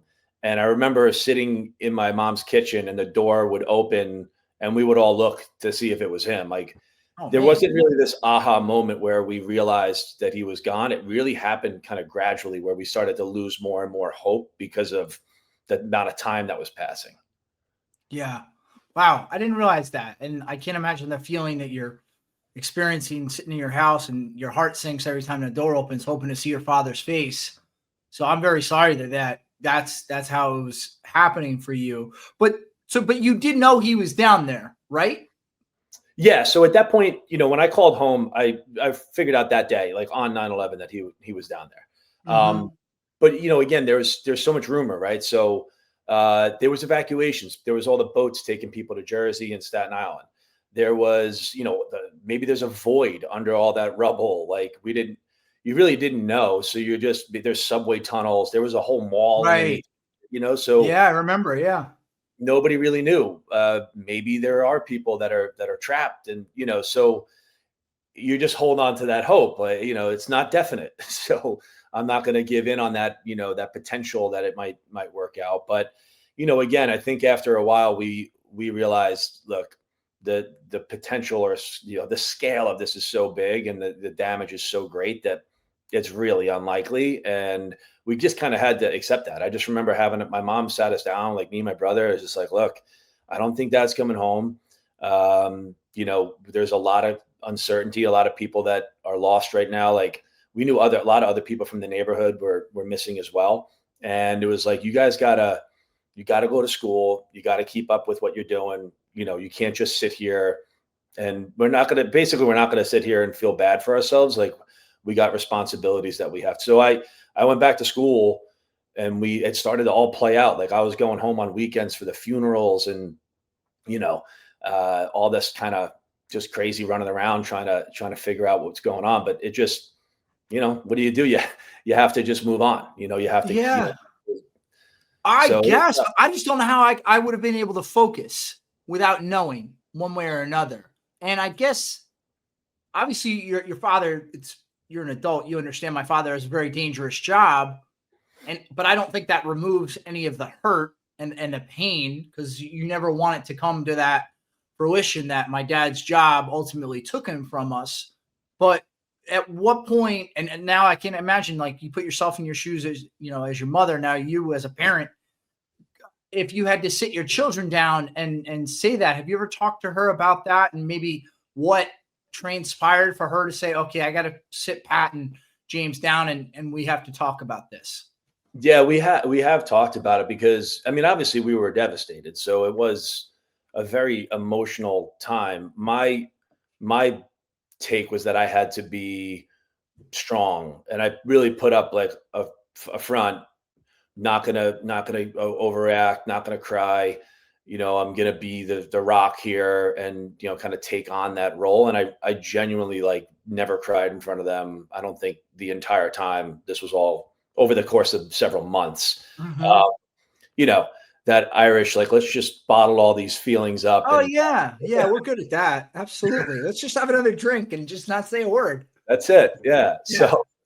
So, but yeah, it was her mentality was, that keeping busy and doing all that stuff was going to kind of help us. It would have been really easy for us to just curl up in a ball, or just say, I'm not doing this today. I don't feel like it, and nobody would have blamed you, right? Like Right. you get this out from everything. And she was like, "That's not how we. That really just kind of like not. That's not who we are. That's not how we handle these things." So she was amazingly strong, throughout that whole time. With me and my brother, and I was lucky. I had 18 years. I was 18 at the time, so I had 18 years. My brother had basically 17 years with my dad. So formidable years. You get through those into those teenage years. I mean, we were able to get a lot out of that Mhm. as kids. I just met some guys, some kids that were literally not even born. They were in their mother was pregnant with them when 9/11 happened. And now they have this, they never really knew their dad, but they did. They knew who he was Mhm. and all this. And they're in their 20s, and they're 24 years old. And all this time has passed, and they're still part of this 9/11 community, but they never got to know, their father. So it's really kind of crazy when you think about, the difference in ages, and the time you get and what you take from that time. So me and my brother both feel really lucky that we at least had that much time. Yes, absolutely. And it's crazy to think that that entire lifetime has passed now, that there were not people, or there were people that were not born, or as you pointed out, in the womb and have since grown up in a world post 9/11. It's really crazy to think about. So that's impressive though too, to hear that you're 18 and you say, all right, well, I'm just going to be the rock now for this family. If my father's gone, I'll take up that charge. I have to imagine that wasn't anything that you discussed with your mother or your brother, but it was just kind of understood among everyone that okay, now Pat's the guy. And what was that like? Yeah, I mean, um, my brother James was still in high school, so he was a senior in high school. He was still living at home, and I was away. I'm up at Iona, and I'm, at the time. So I started working at Ground Zero in the meantime. So I wanted to be a part of the recovery operation, and made this decision. Like, if we find him, I want to be there to carry him out. And James was a part of that too. So we would go down and work with the guys from Rescue 4. They were unbelievable. Like, they were there 24/7 from 9/11 until we literally closed the site on May 15th of 2002. And that whole time there was someone there working and digging 24/7, right? Holidays, everything. So, Mhm. um, so yeah, I, wanted to be a part of it. I felt like I needed to be closer to it, and be able to actually even to tell my mom and report back on what's going on. And she was initially like really concerned about that. And she also said to herself, well, I know I would regret it if I wasn't there. So she was ultimately was like, you got to do what you got to do. You're kind of like a man now, even though I Yeah. was I wasn't really yet, but Yeah. Was uh, there like a sign up sheet, or did you guys get to go work on Ground Zero because your father was part of Rescue 4? How did that come about? no, definitely no sign up sheet. I mean, they actually obviously they had to lock it down, and Yeah. like kind of like crime scene slash gigantic, recovery operation. And no, I got brought down by the guys from the firehouse, and everyone kind of knew who everyone was to a degree. You're with the guys. Like, I had all the gear, and I was set up right. I knew who the firemen were. I knew a lot of the chiefs. Like, and they were like, yeah, I know why you're here. Go to work, do your thing. So, Mhm. like I said, I was with a lot of the guys from the firehouse, so they obviously, looked out for Kinda me. looked out for, yeah, right. And then at some point, did you have a memorial service, funeral for your father? Yeah, we waited. So turns out, right after 9/11, the only thing we recovered in the days after was this Halligan. Somebody found a Halligan. It had a K, which is an officer's tool, right, for like opening Mhm. doors and stuff. Had a KD and an R4 welded onto it, which was his. But when we basically dug the entire thing out, we never recovered his remains. There was a couple guys from the firehouse that were recovered, but we just never got anything else. So the decision was that we weren't going to, because we had memorial services in the beginning, and then in like February or March of 02, remains were covered that were identified, so they had to have a funeral again. So Mm. a lot of families had like 2 funerals, and we didn't want to do it twice. We wanted to do it once. So we said we're going to wait until we know for sure that he's either here or he's not, and then we'll have it. So we didn't have it till April of 2002. But Wow. we had Okay. a funeral. We had a casket. We had nothing really to put in it, so we put in all sorts of memories and letters and things like that. And we had a full on funeral. I got to play the bagpipes. I played Amazing Grace with the pipe band, and sent them off the right way. That's amazing. That really is amazing. And then, April of 2002, you fast forward a couple months and you backdoored your way into West Point. Yeah. So what was that transition going from Iona to Ground Zero? And now I got to uproot my life and go start this journey at West Point. How did that play out? Yeah, it's really kind of crazy, the timeline, because I was reapplying that whole time, right? So I remember, so after everything's going on and I was working there at Ground Zero, I had to have a phone to like call and see where the guys were. And so I got my dad's like Nokia, it's like the The first cell brick. phone ever, Yeah. brick. Yeah. So I had that thing, but I also had contact with the admissions, the Northeast Regional Admissions commander, who was in touch with me about my packet. And I would call and say, hey, did I, leave a message or let him know, like, I submitted this, where am I at with that? Just to make sure that my stuff was in line. And he would sometimes call me and I'd be like, there'd be like trucks in the background, grapplers lifting steel. And I'd say, sorry for the noise. Like, this is where I'm at. He became my sponsor actually when I got to school. Like, Mm-hmm. he was awesome to me, took good care of me. But yeah, so you fast forward, like, yeah, we closed Ground Zero on May 15th, 2002, cut the last beam. I helped, we marched the beam out with the pipe bands. All the pipe bands marched it's actually a big part of the museum now if you haven't been there, but it's the last beam is like the center of the museum. So when Mm-hmm. we cut that out, like you said, 6 weeks later, I'm getting my head shaved at Beast Barracks. So Yeah. I guess the transition was a little rough. I didn't want to necessarily be there every day. But I also really had this desire to finish what I had started with my dad. And I felt like, everybody had gotten behind me, in that decision to go. And so it really helped keep me there. That's for sure. So, Mm-hmm. uh, Yeah. you know the deal. I mean, Yeah, because there's a lot of things trying to get you out and make yeah. sure they weed out the garbage, so to speak. So I can appreciate that. And one thing I think West Point does a good job of is they consider a person's entire packet, so to speak. It's not just like, do you have good grades? Because you're going to a school where you're ultimately going to have a bigger purpose. It's not about just like going to school, as we know. There's a lot more to it. And then I didn't think on 9/11 like, oh, okay, all right, we're about to be at war for the next 20 years. And I don't think anyone could have predicted that.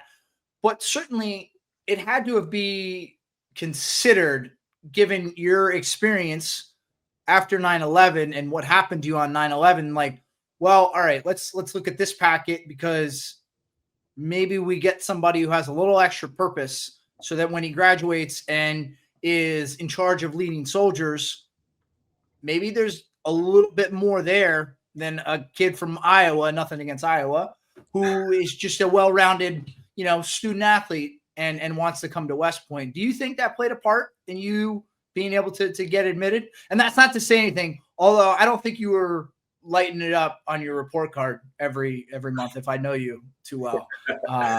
But yeah, I'd love do you to think know. that was part of it? I'd love to know what was in that packet. Yeah.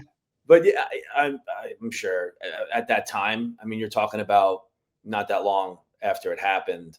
I don't know if there were any other applicants that were directly affected by what happened. And I'm sure there probably were, maybe a handful, but I would assume that probably played some part in it. I say all that to say, I think it's a good thing. I think it should have played a part because ultimately, I mean, knowing you that kept you there, that helped you work hard and, maintain your discipline. And then, when you get down range, you have an added sense of purpose for being there. So I absolutely think if it didn't, it should have played a part. Yeah. I mean, at the same time, there's so many qualified candidates out there that, to whittle it down, it's got to be a really tough task. I don't envy them. So if they're looking at me from a well-rounded perspective, I know academics usually number one, but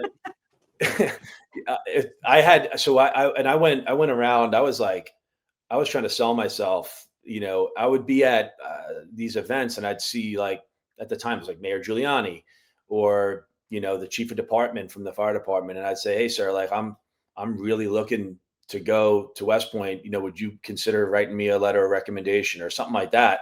And they'd be like, yeah, here's, my staff's card. And I would follow up and try to track it down. So, you're just trying to take advantage, do whatever you can to make it happen. And my congressman was Congressman Weiner, Anthony Weiner. So he ended up giving me the nomination. So hey, he'll take it. Take it. Everything he did after that doesn't matter. He got you to West Point. It's like it matters ultimately. But I think that's important that you did all that, and then certainly you deserve to be there. And then I would say, if you got kicked out, I would have been like, that's a waste. But you graduated, and then you served honorably in the Army, and then during your time in the Army, was it something that was constantly on your mind? Was your dad constantly an angel on your shoulder? Were you always thinking about 9/11, especially when you were in Iraq? What was it in terms of a motivating factor? How big of a factor did that play for you? It is something you think. Well, I wear memorial bracelet that basically wear every single day and have since 2000 end of 2001, I'm sure. So it's always there. And my brother at the time when I graduated in 2006, he graduated from Proby School to become a fireman. We were just within a couple months of each other, going into these different, lanes of service, if you will. So James was going into the FDNY and I was going into the Army as a second lieutenant. So we had that common bond. So yeah, it does play a role 100%. Yeah. Graduate, I get commission. I mean, you don't know what you're doing still. You're, young lieutenant, you move out west and it's all you're trying to figure it out. You feel like you've accomplished something, but you also know that you really haven't accomplished anything yet in terms of all the stuff that was going on, the war. Think about all those times when we're sitting at lunch and they would announce a graduate who had graduated a year or two before us who was killed in action. And it was always a constant reminder that was a real thing. We were not just graduating college and going off to we're going to war. So I think that was, always in the back of my mind that's exactly what we signed up for. And that it affected families that like mine. So you got all these soldiers that joined because of 9/11 and they're going to fight, and protect our freedom and all this stuff. And I felt like I had to at least try to shoulder some of that burden with them. So I think it was nice to be able to do that. Yeah. And I mean, do you take any pride in knowing that of the 343 FDNY that were taken that day, that you kind of avenged them in some way, that you went and served, the country? And then I'm sure I have to imagine, and please let me know, James can't be the only child of a firefighter who was taken that day. So this idea of service, all of you guys, you, your brother, and anybody else, is that also a source of pride for you? Oh yeah, no, super proud. Proud of that. Super proud of my brother and his, his career in the fire department. Yeah, I think when you look at it as at the big picture there, it's like service is always something that you should be proud of. It, however you get there, you serve the country, you sign up, raise your hand, like you deserve to be proud. You deserve that credit. Everyone joins for different reasons. I found myself there through school, and yes, through this event that happened to my family that helped kind of push me and keep me on the tracks of going towards service. Because like I said, it would have been really easy for me to go party it up in college and try to forget about all that. So, and I tried to do that at West Point too, as you know, but Yeah. on a much more restricted. Yeah. Well, I mean, I always say about myself too, like it's probably for the best that I didn't go to a school where I could have just had free reign at bars. It was good that I had those guardrails on me. But so, okay, then we, you served, and then there's one night in May 2011, and we get word that Osama bin Laden's been killed. And then next thing you know, I turn on the news, and there you are. So what was going on that day or that night there at Ground Zero, that May 2011? Yes, I got back from Afghanistan from my second deployment in towards the end of 2011, and was trying to then go figure out, like, what are you going to do next? Like, now I'm out. I had some terminal leave. I'm figuring out what I'm going to do. I'm like working some odds and ends with the Teamsters and the stagehands and doing stuff like that, and just trying to hold over and figure out what my next move is. So I was like in between all that. I was going to start applying to jobs, grad school, kind of figure out my next steps. So by the time May comes around, I'm pretty close to, taking a new job. And I get the word that this is what happened. So immediately phone starts blowing up. My brother calls me. A couple of my buddies call me. They're like, hey, this is, they got him. We're like, what do we do? So we grabbed a flag, American flag. We grabbed my bagpipes. We grabbed a 24 pack of Bud Light, like all the, the essentials. Essentials. Yeah. And jumped in, it's like, oh, I'll pick you up. I'll pick you up. So they come pulling up, and we're like, where do we go? We really didn't have like a plan. So it's like, let's just go to Ground Zero. Let's go down. The memorial wasn't even really opened up right yet. So it had like, it's like a construction site still. So we're like, well, we'll just go down there. We'll figure it out. Right. So we parked on a side street, kind of close to the Battery downtown. We start walking over towards Ground Zero. We got the flag. We got the pipes. Come around the corner. Really didn't see that many people like out and about. It was, at nighttime, right? On I forget what day of the week it was. I think it was the middle of the week. I feel like we could look it up. It was like a Tuesday or a Wednesday. It was not the weekend. Yeah, it wasn't like a Saturday at like 8 o'clock. So come around the corner, and there's thousands and thousands of people kind of just milling around, like, chanting all this USA. Really, I couldn't believe it. When we came around the corner, I was like, I couldn't believe how many people were there. So my brother and another buddy of mine held up the flag, and I stood in front of it and started playing God Bless America on the pipes, and just walked into the middle of the crowd. And then the crowd starts like singing God Bless America with me. And they're singing, like, so this whole crowd is singing God Bless America. It was just unbelievable, truly full circle. It was unbelievable. Yeah. Just oozing out of the streets. And it's just, it's cool that it wasn't just you and your few buddies. Like, clearly, like, this was an idea that a lot of people had. Like, this is where we need to be. This is where we need to celebrate this and be proud of our country, and you guys be proud of your service. So when I remember seeing that on the news, I was like, this is just absolutely perfect. And what a fitting way for them as a family to get some closure on this whole ordeal, 10 years that's taken us. No, 100%. So much transpired, right? I mean, my own deployments, all this stuff that goes on. And yeah, you're like, you want to see the head get cut off the snake to a degree. And those guys went out and executed. And Mhm. well, they a lot of the guys from that mission that I have met said, we did that for families like you. It's always top of mind. And it's just really cool that you have that connection with, those types of guys too. So, Yeah.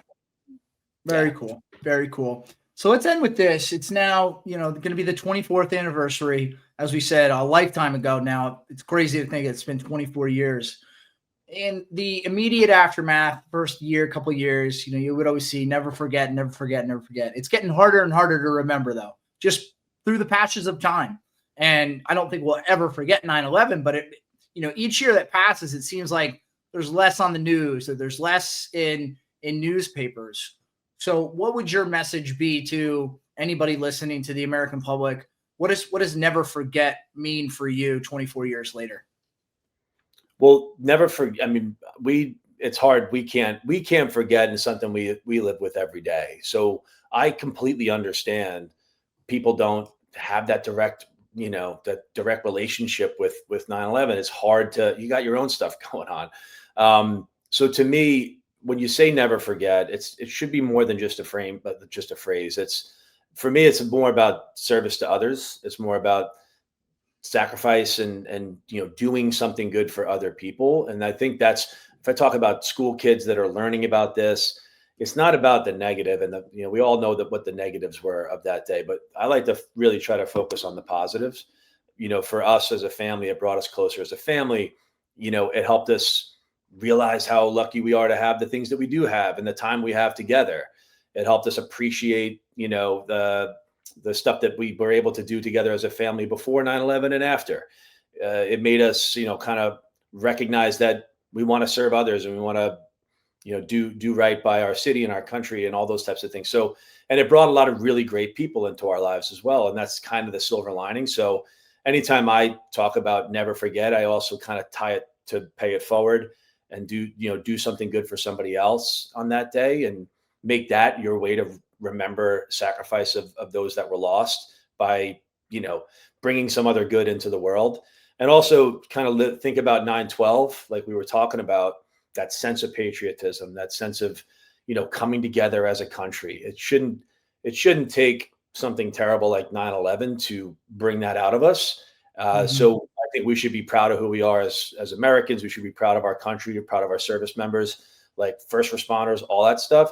And that should be something that we help display on 9/11 too, to realize that we're proud to be Americans, proud to be a country. So I love that. I love that. Bring more good than is already here. And that's how you never forget. I think that's just so poignant and a great piece of advice for everybody listening.